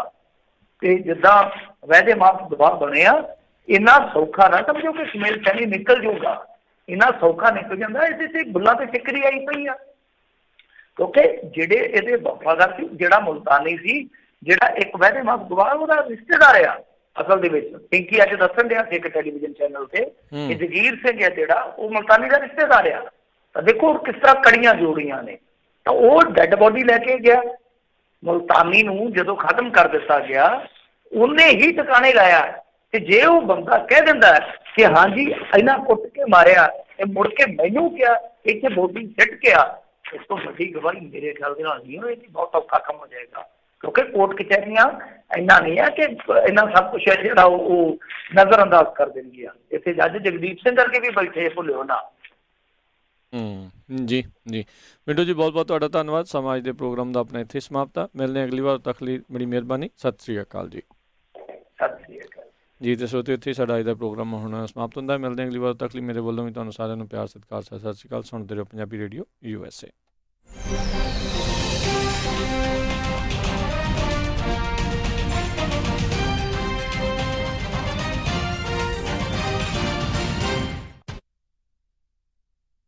ਅਮਨ, ਆਪਾਂ ਸੈਕਰਾਮੈਂਟੋ ਵਿੱਚ ਮੂਵ ਤਾਂ ਹੋ ਗਏ ਆ, ਹੁਣ ਇੱਥੇ ਆਪਾਂ ਚੰਗਾ ਜਿਹਾ ਡਾਕਟਰ ਤੇ ਫੈਮਿਲੀ ਕਲੀਨਿਕ ਵੀ ਲੱਭ ਲਈਏ। ਤੁਸੀਂ ਫਿਕਰ ਹੀ ਛੱਡ ਦਿਓ ਜੀ। ਮੇਰੀ ਫਰੈਂਡ ਰਿਤੂ ਦੀ ਕਾਲ ਆਈ ਸੀ, ਉਹਨੇ ਮੈਨੂੰ ਨੰਬਰ ਦਿੱਤਾ